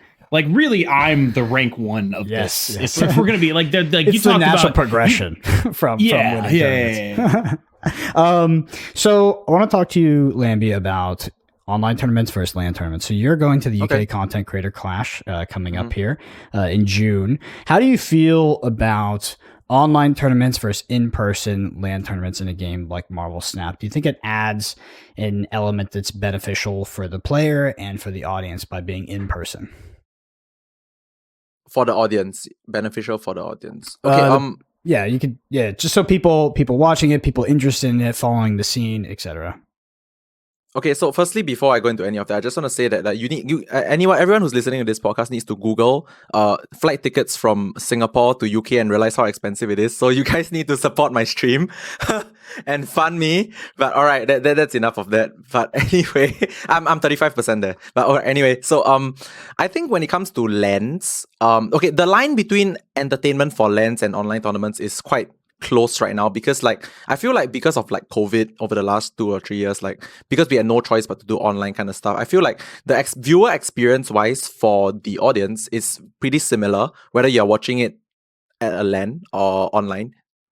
Because like at the end of the day, you're still watching your favorite players compete. Of course, the atmosphere is different, right? You don't get the crowd rah kind of stuff, but like in terms of watching your players compete, I think we've adapted quite well to the online scene. But for competitors, I feel being live and being online is hugely different. Like huge. Like, I mean, you guys play physical TCGs before. Like playing in person and you can see the guy sitting right across you in the room, and playing online is very different, right? There's like additional like things you can do, and like you can additional tells you can pick up if the guy is like literally right opposite you. Like you can see if he's like nervous, you can see if he's like fiddling with his cards. So like you know that he's gonna like make a play that will counter your play, blah blah blah. On online, there's not much. Like in Hearthstone, the only tell I get is like if my opponent's thinking he's roping, if he's cocky, he's emoting me, for example, or like that kind of stuff, right? But like in person play when it comes to TCG like card games is always I feel like it's better for me because I analyze like all these things a lot. Like I look at the person and see like whether I think they're in a confident position, whether they are like weak or that kind of thing. So like being able to look at this kind of stuff and see it as a competitor, I think it's very valuable. And it is missing from online card games, which is not the fault of the card game because it's online, right? That's the difficult thing to integrate. But Marvel Snap in general is the closest thing that I have to like an in-person TCG, which is not in person, because the snapping mechanic and like the bluffing, the knowing when to like all in or to retreat or that kind of thing, like it has a little bit more human aspect than like Hearthstone, which I value. I value the human aspect of card games a lot. Like a lot. I think that's my edge as well. Like making the right reads based on what I see my opponent do, that kind of thing, play patterns, blah blah blah. So like Marvel Snap has brought me a lot of joy because I can apply what I think is my skill set to an online card game, which I used to do in person. So yeah, that's what I really like about Marvel Snap. And yeah, competing online physically. Yeah. We talk about Marvel Snap being more casual right now, and all of the tournaments are grassroots. They're held by the community. What do you think the future of Marvel Snap competition looks like? Does it look like Second Dinner getting involved, or at least facilitating a large tournament circuit, or is it just grassroots? Do you think that is a sustainable model to actually create a pseudo or even esport out of the game? This is difficult because I want what I want. What I want is for Second Dinner to be fully involved, like giving out like huge prizes for competitions, stuff like that. Like that's what I want. But what I think will happen is that we will be on that grassroots level third-party organizers for a bit longer than some of us like. Like I think it's gonna be like the same old like third-party organizers holding tournaments, maybe with increased cash prizes in the future. But it's gonna be that way for a while, I feel, because I feel like I don't think, and this is not me giving confirmation or whatever, but I don't think that Second Dinner is gonna be very big on like competitive esports Marvel Snap anytime soon, which is sad for me. But like I think our community, like so far in the third party scene, is doing a great job. There's like so many tournaments, by the way. Like I'm like struggling to not have a tournament to play. It's a lot. So like I think we're gonna be in this like area of like just having third party organizers for quite a bit longer. But I hope that Marvel Snap, like Second Dinner, like the official like Marvel Snap, will like give us a circuit. I don't care if it's a small circuit, but give us a circuit so that I can feel like this is like more real, you know, for me. Plus, I'm a competitor at heart. I want to compete. I don't want to stop competing. So if there's something official that I can compete for, like it drives traffic for me, and it also like gives me more motivation. Not that I'm not motivated now, but like if it's official, it's definitely more motivating. And like I think maybe some people that are like closet competitors in the scene that don't play these third-party tournaments will come out and play if there's an official scene. Mm-hmm. Yeah. Yeah, I agree with you. I also think that it will be longer than maybe some people expect, even if it comes at all. But it just seems like something a second dinner is just not interested in, which is totally fine. So Lambie, this is going to sound like a super obvious question to you, but take it with a grain of salt that, you know, some people listen to this podcast probably have never played a single game of battle mode in their life. What is different about tournament play from ladder play, and what are some sort of aspects that you add to your game to be successful in tournament play or even just battle mode specifically? Okay.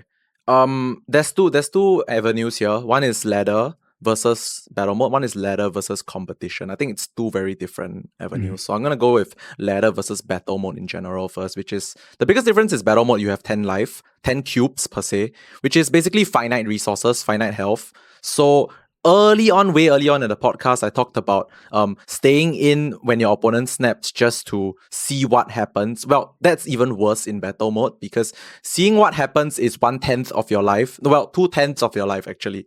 1/5, yeah. 1/5 of your life, which on ladder you can have like all the 1/5s you ever want, right? As long as you have like time in a day. But in battle mode, that one battle mode is just finite, 10 cubes. That's all. So I think translating over from ladder to battle mode, if you've never really done it before, you might fall into the habit of like, oh, I have time to chill, I have time to look, I have time to see and explore even though my hand is trash. Well, you don't. That's the most important thing. Like when you transit from ladder to battle mode, you don't have as much time as you think, which is I think a learning curve for me as well. I sometimes forget, like when I just started playing battle mode from like ladder in February, I forgot that, hey, this is super time like limit constrained. Like I don't really have much time to like win this guy. I cannot just like randomly throw out my cubes just because like I'm curious, you know? So that's one big transition from ladder to battle mode. And then ladder to competition. That's like one more level up because competition, aka battle mode right now, is not just playing the battle mode game, it's playing the opponent as well. Like a lot of my games are won not cause like a lot of my snaps, retreats, and games that I won / like YOLO or whatever people call it, it's not because like I'm like just YOLO or like I just like whatever. But a lot of it is because I've played this person like across a few rounds, 1, 2, 3, 4. Then maybe in high stakes, I start to feel like, okay, I kind of know how this person plays. So I play the player instead of the game, right? Like I snap early sometimes, for example, using the Thanos example, without like Mind Stone, without Lockjaw, I will still snap the person because I can sense this person is conservative. They might retreat as long as they don't have the perfect hand. So I snap this person early based on what I've seen in the early rounds. And sometimes it works, sometimes they leave. So this is competition. Competition is not just playing the mode, it's playing the player. And this is like really one step up. And I cannot really explain to you how I do it like in this short span of time. But in general, you want to like identify weaknesses in a person's gameplay and identify their patterns and like exploit it in a battle mode, which takes a really long explanation, so we'll leave that for another time. Here, I've got a good way to do it. What are my weaknesses? I think I know what they are, but I want to know what you come up with. I've only played you in battle mode once, dude. But let me think. Your weaknesses. We did a decent amount of scrimming and practicing, but like I feel like you could probably identify them because I'm pretty sure I know what they are. Your weakness. Okay, but for what it's worth, I played you once or twice. But okay, let me think. He's putting me on the spot right now, Chad. Guys, let me think. Chad. So it's have it. KM's weaknesses. I honestly think sometimes you do that whole thing that I was talking about whereby you stay excessively just to see. I've seen that before a few times on stream. You stay excessively, but okay, honestly, that could be a content angle as well, so I'm not 100% sure. But I mean, it is kind of a content angle, but you're right. I do. I stay excessively. And there's one more thing is, I think generally you play a little bit safer. I see you cover 3 lanes a lot. Yes, that is exactly what I was kind of like. That is exactly what I was thinking. I was like, there's no way. Like he's got to figure that out. It's like I do have that tendency. I cover 3 lanes. I don't snap super aggressively. Some of that is content. Some of that is bad habits. Honestly, I was a little bit absolutely right. nervous because like I wasn't 100% absolutely sure, but I've talked so much about how I can identify these things, right? So I hope I No, got you're it 100% correct. right. Yeah. Absolutely. That is the specific one I was looking for. When you talk about someone who might get bullied out of a game, I'm that person who might get bullied out of a game. Like, that's like a specific weakness in my game that, like, there's definitely games where I'll do like, I am a content creator, so I am staying. But actual in battle mode, yeah, I think the specific dynamics of battle mode, absolutely, yeah. Okay. So I don't have to DM Brandon later to ask him to back him to edit this part out. Thank God. All right, Well, we're I probably good. would have lied. I probably would have lied and said yes to whatever, right? I'm a really good host, okay? Yeah. But that is actually the thing I was thinking. Oh, thank God. Guys, this is not scripted, okay? Chat, this is not scripted. So I have a battle mode. A battle mode question. This is a pre-recorded podcast. Hey. Would you ever, in battle mode against relatively unknown opponent and definitely unknown deck list, would you ever stay in a battle mode with no intention to win and play minimal cards in order to get information on your opponent's deck? Would you do it for 1 cube? And the question, would you do it for 2 cubes? Okay, so are we talking about closed deck list? Yes, I'm assuming closed deck list. Mm-hmm. Okay, so this is quite funny. I was just literally talking to Alphos from Snap Battle Arena about this the other day. He posed me this exact same question. For 1 cube, I think it's time to just share a trade secret. So like, closed deck list tournaments, round 1, many games I do nothing on purpose. So what happens is the game starts, they start playing cards. I just end turn every game. Like even if I have good cards, I just keep ending turn so that I can see them play free cards. Once they finally figure it out, which is like turn 5, they maybe snap me and then I leave. But I see 5 turns worth of free cards already. So it's for 1 cube, by the way. So that's a legit strategy in closed deck list. And I've done it a lot, but no one has ever realized that I'm doing it before until it's too late. But for 2 cubes, good question. I have never thought about this before. I think I wouldn't risk 2 cubes just to like do nothing. Yeah, no, I don't think so. But like, I guess if I'm invested in a game already and there's like certain level of chance to win, I might stay for 2 to see a Shang-Chi. That scenario. That's fine. Like, I think if like I'm already invested in a game, like we both played cards and like it's like round 1, round 2, and he doesn't snap his passive, and I really need to know if he plays Shang-Chi so I can get an 8 cuber later, yes, I will stay. But like, yeah, that's a very specific scenario. Yes. Yeah. It's just I think it's a legitimate strategy, and the question of 1 to 2 clips. I mean, it's congruent with what you said, which is like, okay, maybe you snapped on turn 5, then you leave, because you could sit that turn 5 snap and sit the turn 6 in order to try to just see for 2 cubes, see all 6 cards. But I think there's a lot of people that will listen to this and be like, holy shit, I never thought about that. But it happens, right? It's a legitimate strategy, and I don't know if you can really play around it. Like you shouldn't address your first game with just being I'm going to play minimal cards, because you might just lose and your opponent might just have a bad hand. But just this little battle mode tidbits. You recently played a limited tournament, group tournament. Draft, yes. Yeah. What do you think about the future of limited in Marvel Snap, and how do you see it being executed? Some sort of draft version. So the site that I use to draft, it's designed by a Korean person, and a famous Korean streamer called Pusa. They designed this mode. I tried it out a few times, and I actually think that this mode would be very enjoyable because it's akin to like sealed format in other games, whereby you have a fixed pool, you draft from that pool, and then you build decks based on that pool. There's like no chance it's gonna be an actual game mode in the game, right? I believe there's like no chance, but like no. Yeah, but I think the game has like that mode, that drafting thing has a lot of potential, because it got me interested into like playing a format whereby I cannot play my best cards. Like I normally am not interested in playing a format where I cannot play my best cards, because like it's not as interesting to me. But like this format in particular, like I get to draft from a pool of like, I don't know, random cards, and then build a deck and beat my opponent in battle mode. So like, I don't know, man. Like, I never thought I would enjoy draft. I just be completely honest with you. I never thought that I would enjoy it, but I really do. And if you really ask me to pinpoint why I do, I cannot tell you right now, because I really went in thinking that, okay, I'm just going to try this because I got invited. But I got invited and I couldn't stop playing it. So like, you guys should try it out. Marvelsnap.world, by the way, is the website. So yeah, go check it out. Yeah, honestly, I think it could be a game mode because I think a lot of people, or not a lot of people, but it could be argued that sealed in general is not actually a feature of games. It's just a bug, and it's a format that was created to sell packs that people don't need of booster packs. Oh, I did not know that. I mean, it's not a fact, right? It's just like it could be argued is that it's like it's not a legitimate format you kind of design for. You can design around it initially, but it does. Okay. It is a way to sort of stimulate people buying packs outside of construction once they have their cards. That being said, I do think that if it was a pay to enter, pay to play limited version of Marvel Snap, people would probably engage with that in a monetary way. So I think there's a possibility that it comes to Snap. Okay. Yeah, because I think there's a potential monetary upside. All right. I've just got some lists that I want to hit real quick just to pump some value at the end of this podcast. Lambie, if someone was going to listen to this, they want to pick up Thanos for the first time, would you recommend them this list? I'm going to flash on screen right now called Cube Printer Deluxe. You think this is a good starting point for Thanos?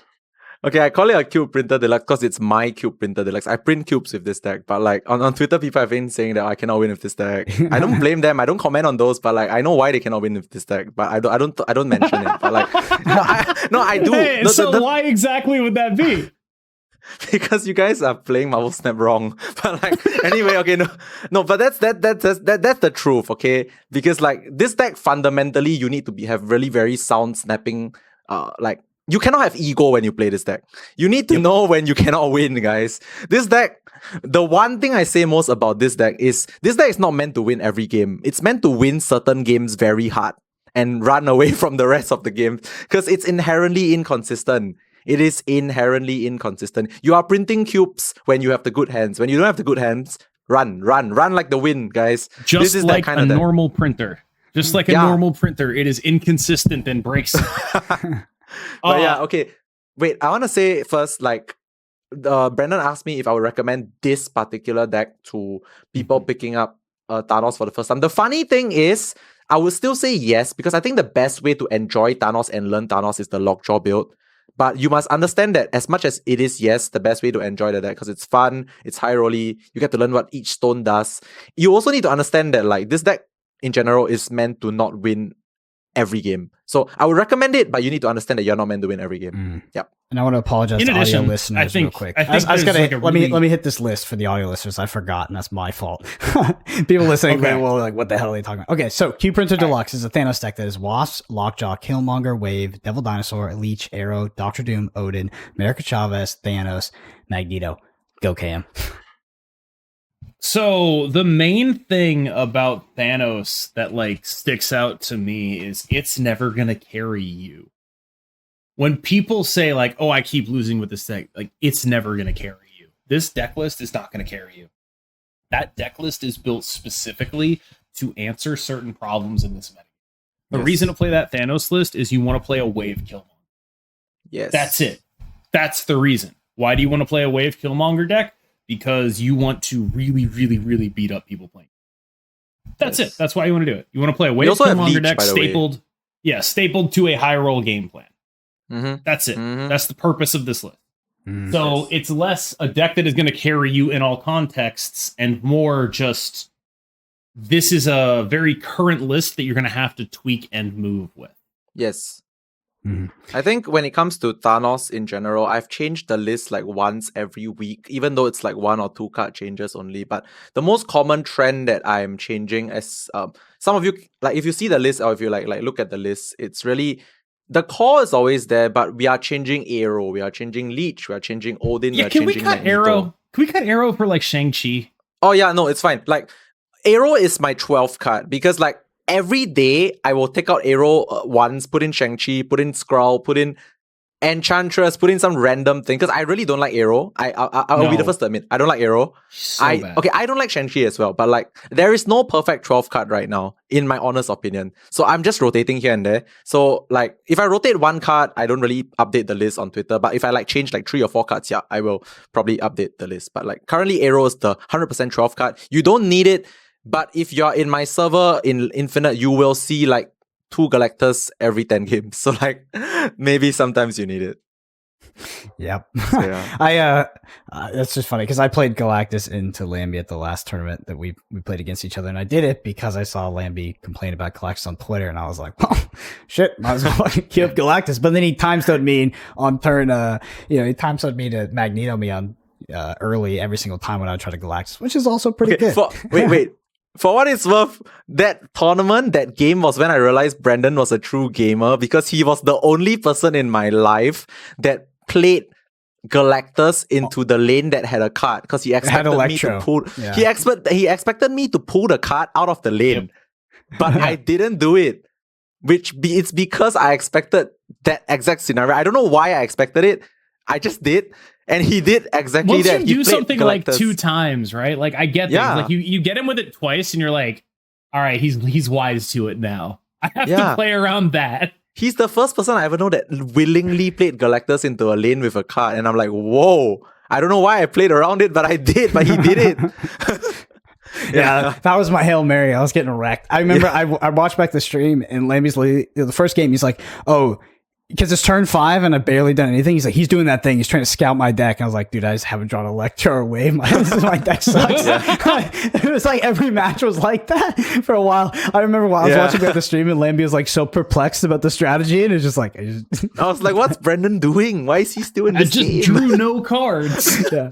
All right. Well, let's talk about another deck that people can't win with. That's actually good. And you guys are going to be surprised about this one, but I read the comments, so I know that this one pisses people off. And it's going to be the Patriot deck. It is. This is Wave GG. Yes. This is Lambie's version of it, which we talked about earlier. It's going to be Wasp, Mr. Sinister, Patriot, Brood, Debris, Wave, Iron Lad, Iron Man, Blue Marvel, Doctor Doom, Onslaught, Ultron. A deck that not too long ago someone on this podcast said was so easy to play. It's Patriot. Well, I'll tell you, there's some people listening to this. They're like, people this get deck so sucks. mad at this. They're like, I lost 5 cubes. Fuck you. They get so I've gotten more sarcastic comments about this Patriot deck than anything else, which is bizarre to me. It's like people can't handle losing a game to Enchantress. Guess what? Shit happens. Move on. Yeah. Like we are building this deck to just say Enchantress doesn't exist. Come on, guys. Like, come on. Yeah. Playing this deck means Enchantress doesn't exist.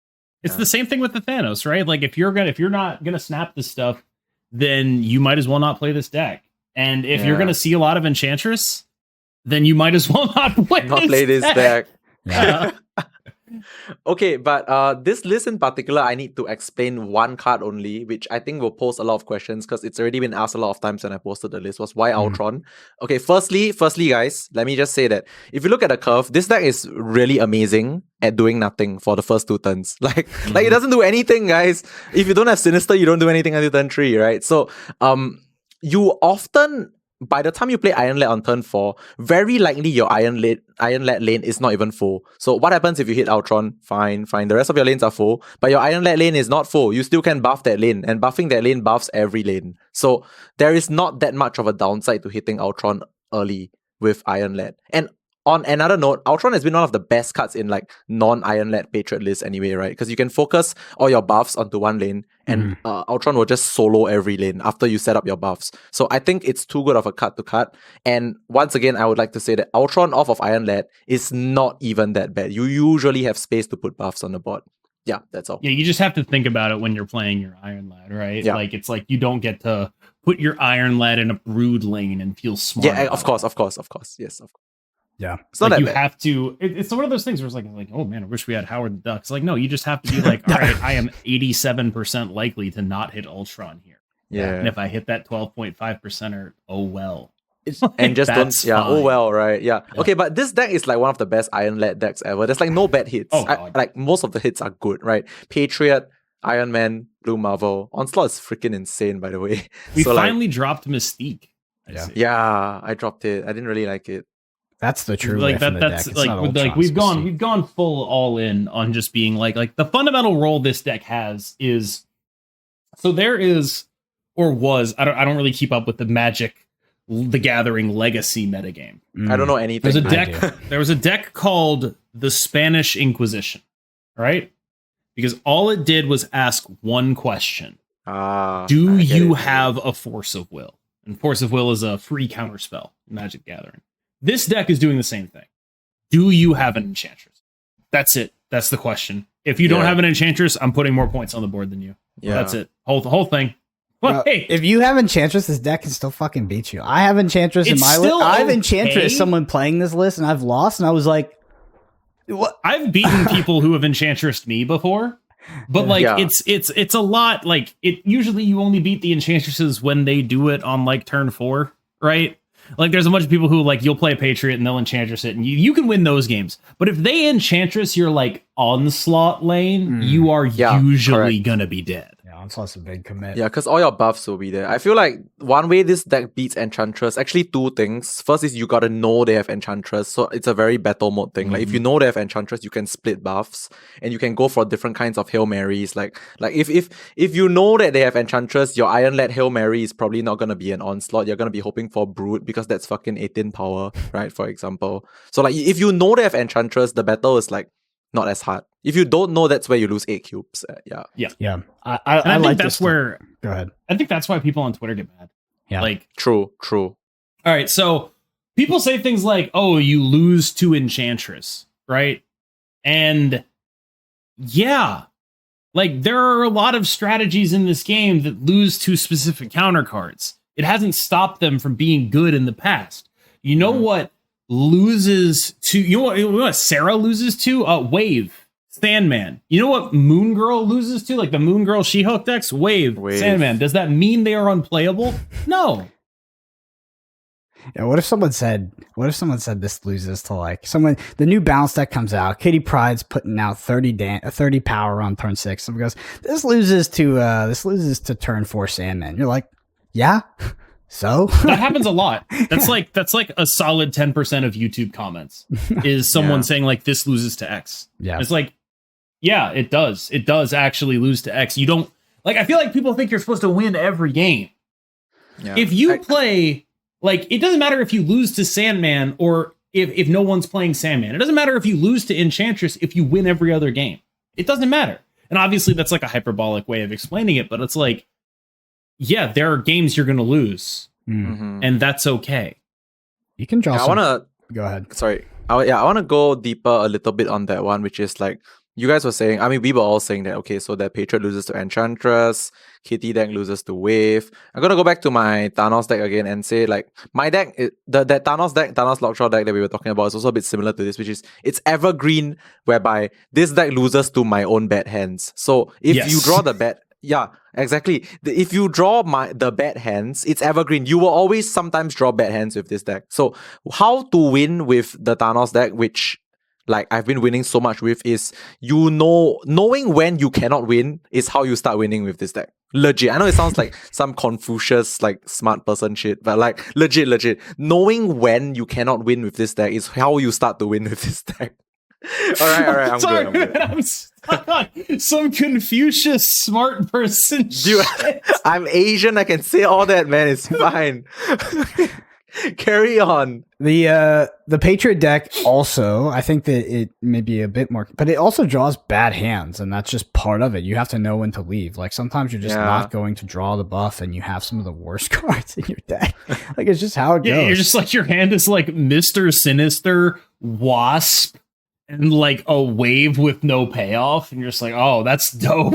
I like that. Yeah, it happens. I also want to mention I do like this deck, especially the one with Mystique in it. I like it a lot more in battle mode than I like it on ladder, because ladder to me is a little bit of just like what tech card do I just randomly lose to? Where battle mode is like as soon as not all the time, right? But it happens. Like I have to. Like, I think this is a great ladder deck. I'm not saying it's a bad ladder deck. I just like it a lot more in battle mode because there's some hands I feel like I have to snap, right? That's what this deck does. And I just lose to Enchantress, and like I will lose a lot of cubes that way. In battle mode, I feel like I can exploit this deck so much because as soon as I know what cards you have in your deck, I know when to split, I know how to play around, I know how to disperse my power, etc. It's not this deck is a bad ladder deck. It's just that I think that this is one of the best battle mode decks there is. That's interesting because I think it's such a good ladder deck because it covers so many bases, right? You have Debris for your Galactus matchups.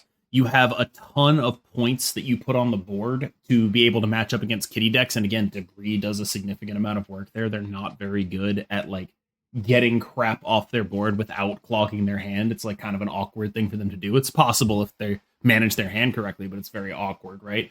You put more points on the board than a lot of other decks. You are not as vulnerable to something like Killmonger as a lot of other decks. Like a lot of bases are covered. A lot of people are playing Wave. You get a free Doctor Doom whenever they do that crap, right? Like you have your Wave. You don't have to play it in those matchups. You can though. It's like I guess you are opening yourself up to 8 cube losses in the event that they like have Enchantress and you like wave out an Onslaught or whatever. Or Scroll. Scroll's really good against you as Right. well. But like you have a lot of bases covered on ladder. And I think when you look for a ladder deck, having those bases covered is really important because ladder is so open. Mm-hmm. All right, I've listened to both sides and I think like I want to like agree and disagree on certain things. So firstly, I agree with KM, which is when I play this deck on ladder, like it just covers everything. Wait, no, I'm not done. I agree with KM on this part. It covers everything, like everything. I don't disagree. But if I can safely say that I can play this deck on ladder without fear, I cannot. Which is where I have to agree with Brandon, which is this deck in battle mode, if I know... Okay, the thing is, this deck's way of winning, like, is two different ways, right? You just split buffs or you all in on one lane with like all your buffs and then you Ultron. So like in a tournament, if I know you don't have Enchantress, I'm gonna play so recklessly, just like Blue Marvel, Patriot, Ultron, bye-bye. Yeah. I'm just gonna like, if you don't have Enchantress and I know you don't have Enchantress, right? Every game, I'm gonna be snapping the moment I have the Patriot and you cannot do anything. So like, I agree with both of you, but for battle mode wise, I think I'll be more confident playing this in battle mode than ladder. Yeah. Yeah, I get that, but I think it's like I think when you say that it's like underselling its quality as a ladder deck because of all the it is good. It is good still on ladder for right? sure. Like this is not a battle mode specialist deck. It covers a wide range, and you know one of the things that makes it really easy to cover a wide range is you just put a bunch of big ass numbers. True. Like, that's one really good way to have a lot of positive matchups.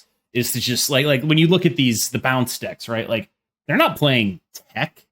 And for the record, I think maybe they should be, but they're not, right? Like the Sarah version is, and that's why I like the Sarah version, because it's like a bounce deck, but also you can like answer stuff like this. Yeah. I mean, it's like your only stats deck. The only stats deck is just a generic stats deck, right? And like, at the end of the day, in Marvel Snap, how do you win games? More stats. So like, the only stats deck was one of the better ladder decks that I played recently. Mm-hmm. The only stats deck was great, but you also had to pick and choose what you could cover, right? And now that we have to put Wave in there to cover the matchups against the bounce decks because they go bigger on us than points, a lot of them are missing Enchantress. And you are kind of stuck on, like, you kind of have to choose one. Like, it's maybe you cut Miles and you get to run Enchantress and Wave, and maybe that helps you cover it. Maybe 4 or 5 Enchantress is just strong enough there. But then you like can't play your Iron Lad in your Darkhawk lane, and you kind of have to start playing your Darkhawks earlier in those matchups, which exposes them to opposing Enchantresses because you have to like think about like, am I going to wave or whatever, or am I going to get waved? A bunch of weird stuff is happening with that deck. And while I do think, I know you've been of the opinion that it's like kind of the best deck in the game, most likely, I worry it's very close to getting stretched too thin. Right. When I say best deck, I think, okay, maybe I didn't clarify it on Twitter because like, I don't think it's a deck that I will want to play all the time, but like it's a generic deck that when I say best in the situation, I mean like it's the best to climb without like other factors, like without considering other factors, like without considering too much about player skill, about like anything else. I think it's just a consistent deck. Like when I say best, I meant consistent. Yeah, it's just like not much can go wrong if you just do your normal thing. But if someone does something extraordinary, you probably lose. But like if you just do your normal thing, most games will be like sort of favored. Yeah, you're in every game. Yeah, you're in every game. Correct, that's the word. You can play every game except Galactus. You probably just die. But yeah, I mean, you run like Polaris, so you're like 50% in a Galactus game, where it's just like, well, did I draw the Polaris and did I guess right? And also, I'm probably going to lose because they pulled my Polaris with Doc and I'm dead. Like, it's like, Polaris is copium, right? Like, it's pure cope in that matchup, but it's the kind of cope you need to keep huffing to keep playing this deck. Fair point. All right, a couple more lists. This one's from KM. Sandy Cheeks is the name. What's that? It's Don't know. This is like so speculative, man. this list is good. No, this list is good. I think this it list. is good, but it's like so speculative. I took it off your Twitter and I did well with it because there's a lot of people playing bounce, and you have This one is gonna get the Howard the Duck comments, man. Look at that. Oh, I mean, this is like if I can't run Howard in here, where can I run it though? Right? The issue is, I think you specifically want Howard in a deck where you need to choose between Jubilee and Iron Lad ordering on the final turn of the game, and this is not that. This is just a deck that has like 8 really good Jubilee hits. Yeah. Like you just like play Jubilee and she's insane. I lost to a lot of Jubilees, which is why this deck is built the way that it is. Because like I was just losing to like people playing Jubilee, and I was just like, man, that card is really good right now. Like everyone's playing all this fair Iron Lad stuff, and it's like, what if you just like played 4 6-drops a game? That's probably just better. Yeah. Well, for me knowing our YouTube comments, I think that this deck is going to be one of the best decks that people can pick up, just because I know there's a lot of bounce going on, and you have a lot of snap equity against bounce. I think that if you snap with Electro and you just like on snap on turn 2, they can't leave. They can't leave before they see the Electro, and then they have to. There's like, it doesn't have the Sandman. They always fucking think you don't have the Sandman, but you always got the Sandman. This deck is Nebula, Jeff, Lizard, Electro, Jubilee, Enchantress, Iron Lad, Sandman, Arrow, Doctor Doom, Odin, Magneto. So, I mean, you're just for the record, Arrow mega sucks. But because we're running Enchantress, I don't feel like I have the ability to run any of the 5s that I would want to in that situation. Claw, Dino. But like, since I'm running this Enchantress Iron Lad crap, I just don't want to run the risk. And one thing to point out about this list is Enchantress, you're like, oh man, that's really bad. But when you're on 6 mana after an Electro, you can play Enchantress and Jeff, and it's like not nearly as bad. Plus, all these like wave dudes are playing their Darkhawks earlier now because they're playing wave in their deck, and they want to wave out Doctor Doom or whatever. And if they play a Darkhawk out early, you actually get to hit it with the Enchantress, or you can hit a Zabu with the Enchantress. There are a bunch of stuff you can do with Enchantress now. Like there are Dino decks running around. You hit Enchantress with that. I do think that. Yeah, I mean, you're sure. I mean, it's not great, but you have limited value built into the deck. Like it's not terrible. Like I think the whole premise here is just, what if we played as many 6-drops as possible? What if Iron Lad was a 6-drop? What if Jubilee was a 6-drop? And that's pretty much what's going on here. I do wish Wave could be in here. I do wish she could, and I do wish Chavez could be in here. I think those are the 2 things I would really want to fit in here if I could. Yeah, Chavez is like I feel like one of the signatures is missing. Putting Wave in here makes your Jubilees a little bit worse, because like you go wave, like you wave, you don't want to wave into a Jubilee, so you like wave into a 6-drop and then you Jubilee on 5, and it's like I don't think you need to put Wave into your deck, especially in the context of the immediate meta, right? Because your Sandman play is going to hose any bounce deck, and then most other decks are going to play Wave on turn 5 for you. I mean, even though people are going to realize that you're probably a ramp deck, I think that a lot of people on ladder are still going to play their Waves on turn 5. Like, unless they have something that's just objectively better, they're probably saving the Wave on turn 3. They're not playing immediately on turn 3 after they've only seen turn 1 and turn 2 cards out of you. So, like, I think it's fine to not play Wave. It's either a dead card or they play it, right? Yeah. Like, it's either a dead card or they play it and it's bad, right? Yeah. But like, they shouldn't play it. To be fair, it is a dead card. Yeah. Well, let's talk about a deck that I think you created from a deck that used to have Howard the Duck in it. And this is called It's Molden Time. Someone posted a very similar list and they tagged you in it. No, I actually didn't base this on anything, actually. Oh, I thought this was from the Howard it came out of a discussion in Discord. That was like, someone was asking like, what would the best way to play Master Mold be? And they posted the list with Sarah in it. And for the longest time, I've just been like, look, why the fuck are we building the Master Mold deck different from the Dino deck? What about the Master Mold deck is different from the Dino deck in that context? Like, why are we playing Sarah in it when we could just be building it like a Dino deck? And so the thought process for this was basically like, okay, what if we just put it in Doomwave? Because Wave is too good not to play right now. So what if we just put this in Doomwave and said, all right, Master Mold is really good against bounce, and Wave is really good against bounce, and Wave prevents them from playing stuff for your Ronin. What if that's good?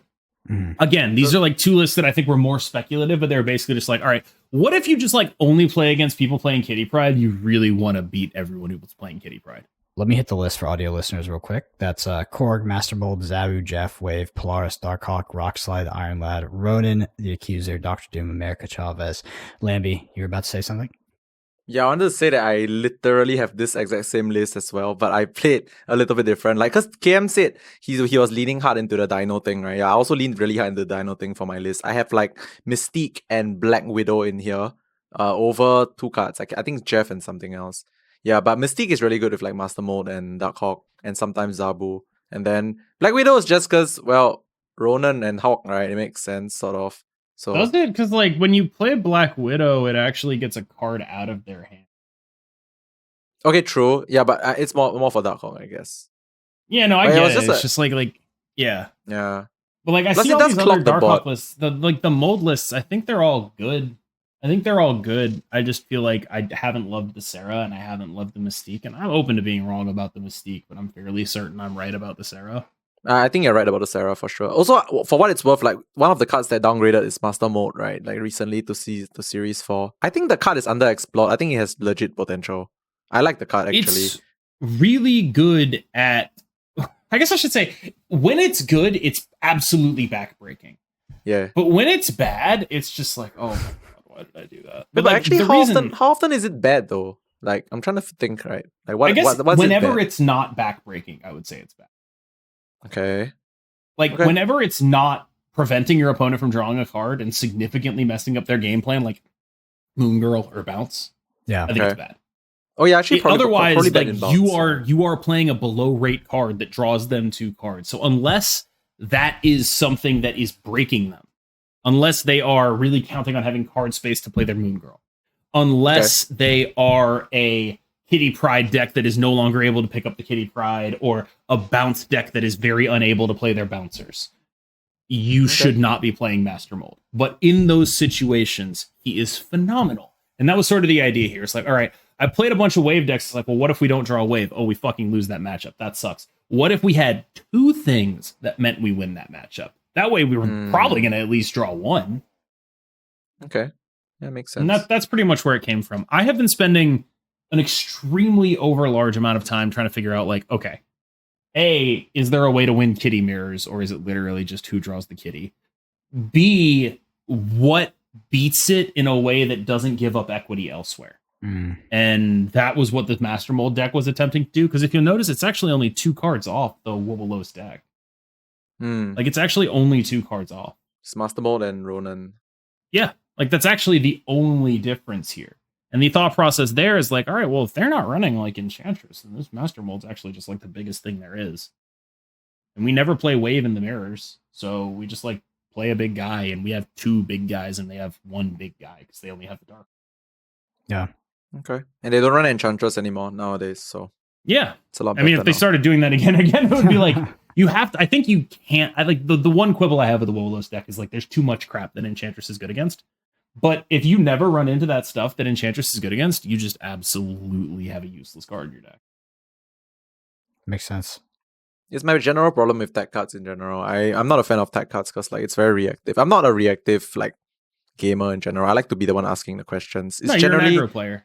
Yeah, it's generally am. what wins as well. Yeah. Because like at the end of the day, if you are always able to do something and then they can only react to it specifically with that one card, Yeah. you are generally going to be able to be doing your things more often, and they must have that one card. So that's my philosophy with a lot of things in card games. Yeah, you you asked, gotta you make them asked have the it. question with 5 cards in your deck and they have 1 card that can beat it. Like, I mean, you're just seeing more outs than them.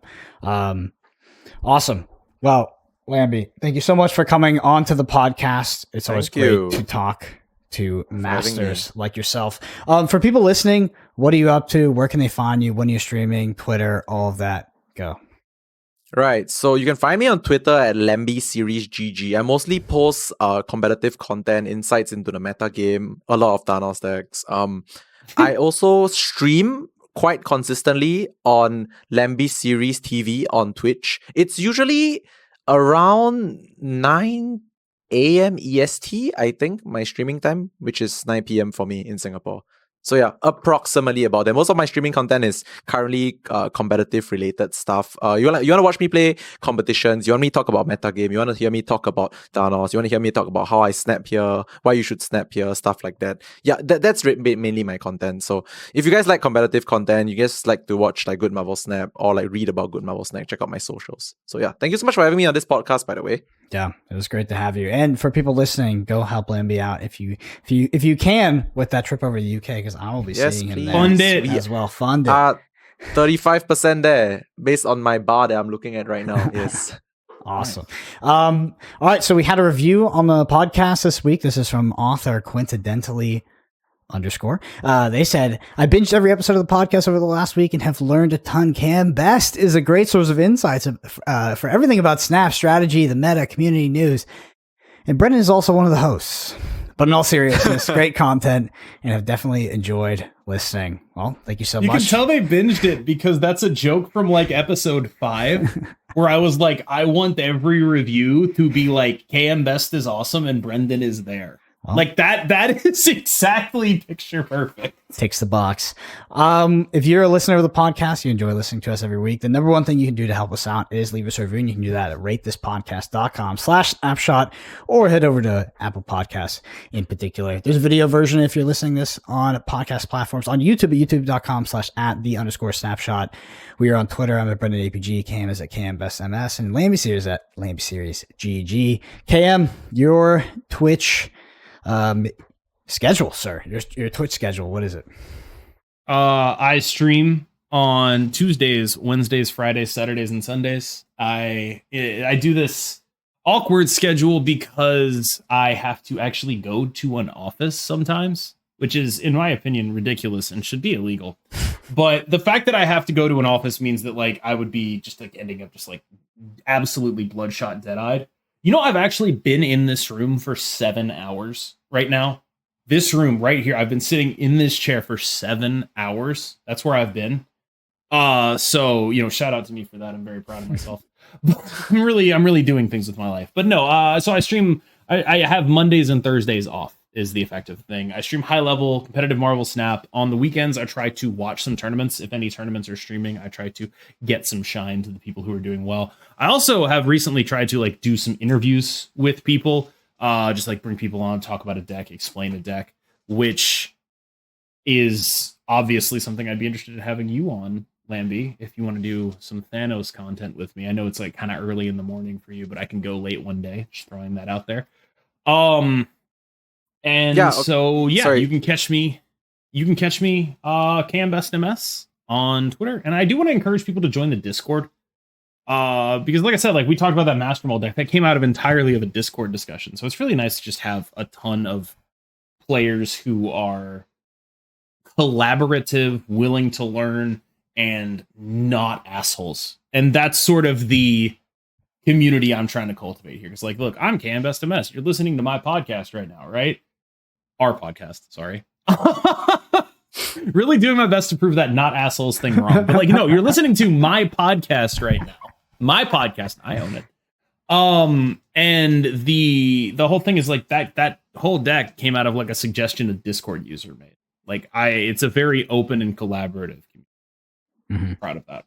By the time you listen to this, Cam will have contracted Brownie to set up the tournament list. So if you're looking to figure out, it is entirely possible that I will forget. Yeah, so it might be there. If not, just head to Lambie's Discord. Yeah. Lambie, were you going to say something? I want to add as well. Yeah, Cam said you're going to get me on your broadcast to do the like a discussion thing. Yeah, sure, but we're gonna do that after High Evo drops, guys. Let me figure out that High Evo Thanos deck first that will potentially break the game, and then we will do the. You really think it's gonna hold on? I've got 5 minutes for this. You really think it's gonna potentially break the game? Because I've been sketching out a lot of High Evo-ish lists, right? And I put the High Evo Thanos stuff together. There's the overlap on Wasp, the Thing, Abomination. All that stuff makes sense to me. You can even put more of them in there. Misty Knight, Shocker is just like a good card. Like a lot of them go in there. But fundamentally what you are is like kind of a mid-range deck. You're not doing anything too broken. You're just like playing a fair game of Marvel Snap. Like, okay, so I specifically said the High Evo Thanos deck because I agree with you to a certain extent. I don't think High Evo will break the game like what I initially thought in like most Yeah, scenarios. as a but 4/4, it's yeah, exactly. It's because it's a 4/4. But in a Thanos deck, Thanos Lockjaw specifically, the Wasp is got like the Wasp. Oh, the my Wasp is God. unreal. It's got like yeah. Absolutely, so I'm with you. Like simply that's because but the like when I Wasp is started got building like with High Evo, like what I realized was like right now Thanos is super high rolling. But like the Correct. more of those cards that you fit in, the more you're playing Misty Knight and Shocker, like they actually look pretty damn good. Like especially if you are going to be playing off curve, because a lot of the times in Thanos lists you do end up playing off curve. Yes. You even have if you need Greenstone to do it, so you run out of like top end stuff. Like what I could fit in was like Doom and Odin at the top end, which like makes a ton of sense, right? Because you want to keep Wave in here. You probably want to keep Killmonger in there for this meta, at least. Maybe you could afford to drop Killmonger. But like we end up losing a lot of the top end and being a much more just like I am playing a fair game of Marvel Snap, and sometimes I play Stones into Lockjaw and get something good. And that's like a little interesting to me because it's like I think it probably makes the deck better, but it does leave you super vulnerable to like imagine your opponent is playing that Patriot deck. They just go bigger than you know. yeah. Like their numbers are just bigger than yours.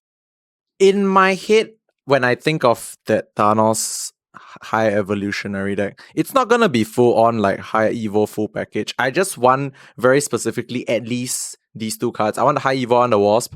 I want the Okay, the funny thing is I may not even want the bomb and the thing. I just want the Wasp because it's insane, right? The stat reduction. There is that thinking, very small High Evo package, and you accept that the High Evo spawn is a low roll. Like currently, my High Evo slot is the Arrow, the Shang, which I already don't like. Right, you literally just put High Evo in there, and then like your Wasp is like a little better. Yeah, it's a lot better. And the thing is, I don't like the Arrow, I don't like the Shang anyway. So that is the minimal package. You want to lean really hard into it, into like a more mid-rangey style, like you said, you can go Thing a bomb. But if we do that, we really might even consider not playing Lockjaw, which would make the Wasp worse. Exactly. So I don't know, man. Yeah. Exactly. Like this is the sort of tension, right? Because like is that enough? Like is the like I get that we have that 12th spot, right? But like if we just make our Wasp better, how much better is that making the deck? Like true. I don't think it's like I think it does make the deck better. I don't know how much it actually moves that needle. Yeah, the funny thing is all this discussion like, Abomination's overlap with Soulstone is really interesting. Yeah, like this discussion we've been having for the last 5 minutes is because it's no longer a 4/7, right? Like honestly. Oh god, if this thing was a 4/7, you'd just be like playing it in the Zabu mid-range shell. It would be exactly, ridiculous. Dude. Like if this was a 4/7, I think this last part would never be in the video anyway. No, we wouldn't have anything to talk about because like if this thing was a 4/7, you'd play it in the Zabu mid-range shell with like Thing. You'd like play A-bomb Wave on turn 5 and everyone would die. Like you curve Thing into A-bomb Wave, and like to be clear, I think that's still probably actually really good. Like imagine curving the Thing into Abomination plus Wave. Like you get your Abomination to cost 2, which it will cost if after you play the Thing. Like that's something. Like that is like I think the strongest thing this deck could possibly do. Was like, possibly supposed to do. Yeah, was possibly supposed to do. Like now with the 4/4, it's a bit. Yeah. Like, that's the kind of thing this deck was supposed to be doing, is, like, playing the Thing into Abomination plus Wave and just ruining people. Especially with current Wave. Like, I think that's the place that High Evo is most likely to end up, is that specific combination of cards, that specific curve, Thing into Abomination Wave. Like, how are you ever going to be behind when you Wave, when you start doing shit like that? That's true. Like, for what it's worth, I feel like the Wasp should still be okay. I was thinking about this as you were thinking. I think we should just play Wasp. The Wasp is too good. It's like 0 cost. No, we still play the Wasp, absolutely.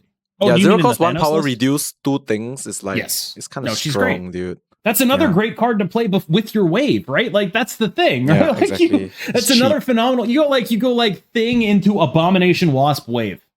It's just broken. Cheap, you're never behind. Like you're never behind from there. You play like a Dr. Doom or a Chavez, and it's like, okay, that's really good, right? Like that's where I think High Evo makes the most sense. Is that specific curve of Thing into Abomination, pairing it with Wave so that you're very ahead. Another card. The card I think is the most interesting out of High Evo, actually, and you're gonna be weird about this one, I think. I think Oh. Cyclops is the most interesting. Cyclops. What does Cyclops even do? That's the one I can't remember. Cyclops is the one where if you end a turn with unspent energy, he does the minus thing to 2 units at the location. So it's is it ongoing? No, right? It's just No, it's just like an ability.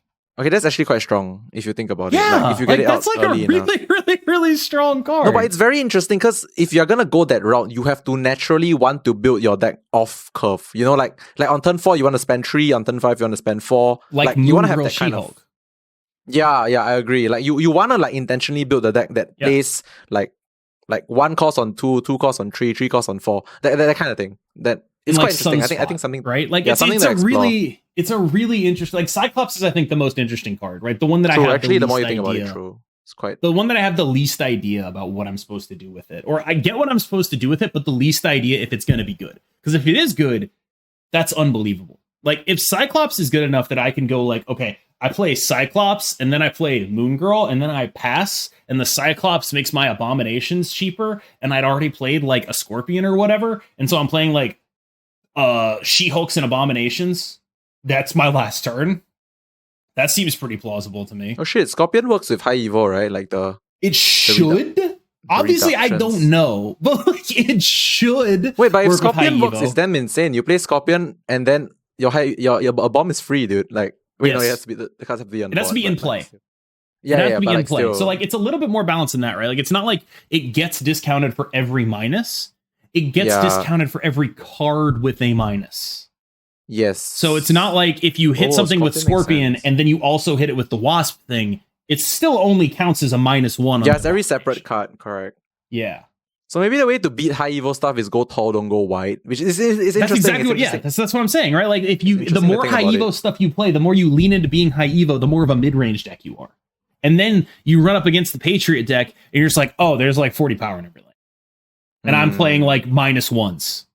Like I'm playing like a thing that gives things -1s. Yeah, It's like, I think oh, that card needs high evo probably needs like quite a few days for us to cook, for us to like figure out where it's gonna land. Because like high evo's gonna like come out, like we're gonna come out with like a high evo like good meta build, and then people are gonna come out with the high evo counters, then high evo deck needs to change again, you know. So like it's gonna take a while, Right. but I feel One like thing I'm I quite wanna excited know- for the card because it opens up deck building for me that has not been seen since Thanos. Thanos till this day is still the deck that like has the most deck building possibilities, I feel. So high evo I think is like the next potential. It probably will never be like Thanos, not as flexible, but it will give me some more room to explore. right. It took like 2 months for us to get Thanos right. Like, Yeah.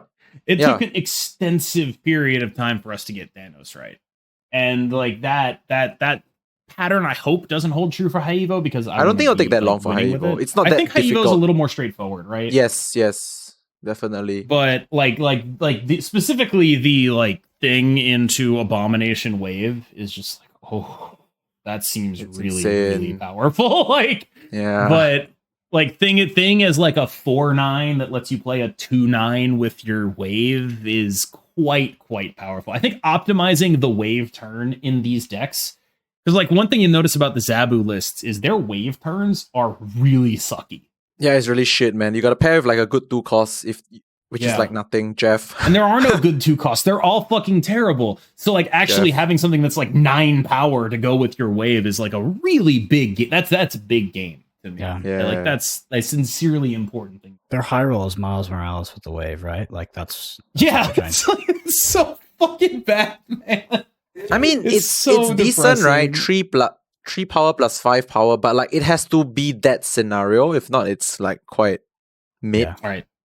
And like one of Yeah. like that's one of the things where it's like, man, they're like High Evo, if that was a 4/7, it would just go in that deck and it would be instantly better Dude, than everything. like people now say good things about like Zabu into rocks. Like imagine Zabu into 4/7 high evo is crazy, man. It's like Maximus, no downside, man.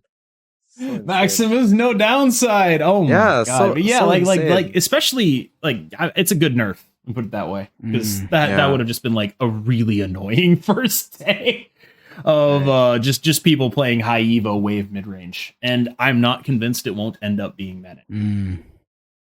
Awesome. All right. Well, But Lambie, once again, I just want to say thank you for having me on this podcast. I really enjoyed myself. Like legit enjoyed myself. Yeah, it was great to have you on. I appreciate you letting us peer into the mind of the Thanos Master. Is Yeah. this our longest episode of all time? No, I think that Jerry Thompson cooked way past this one. This is a 2-hour episode, Brendan. Yeah, I think Jerry was over that.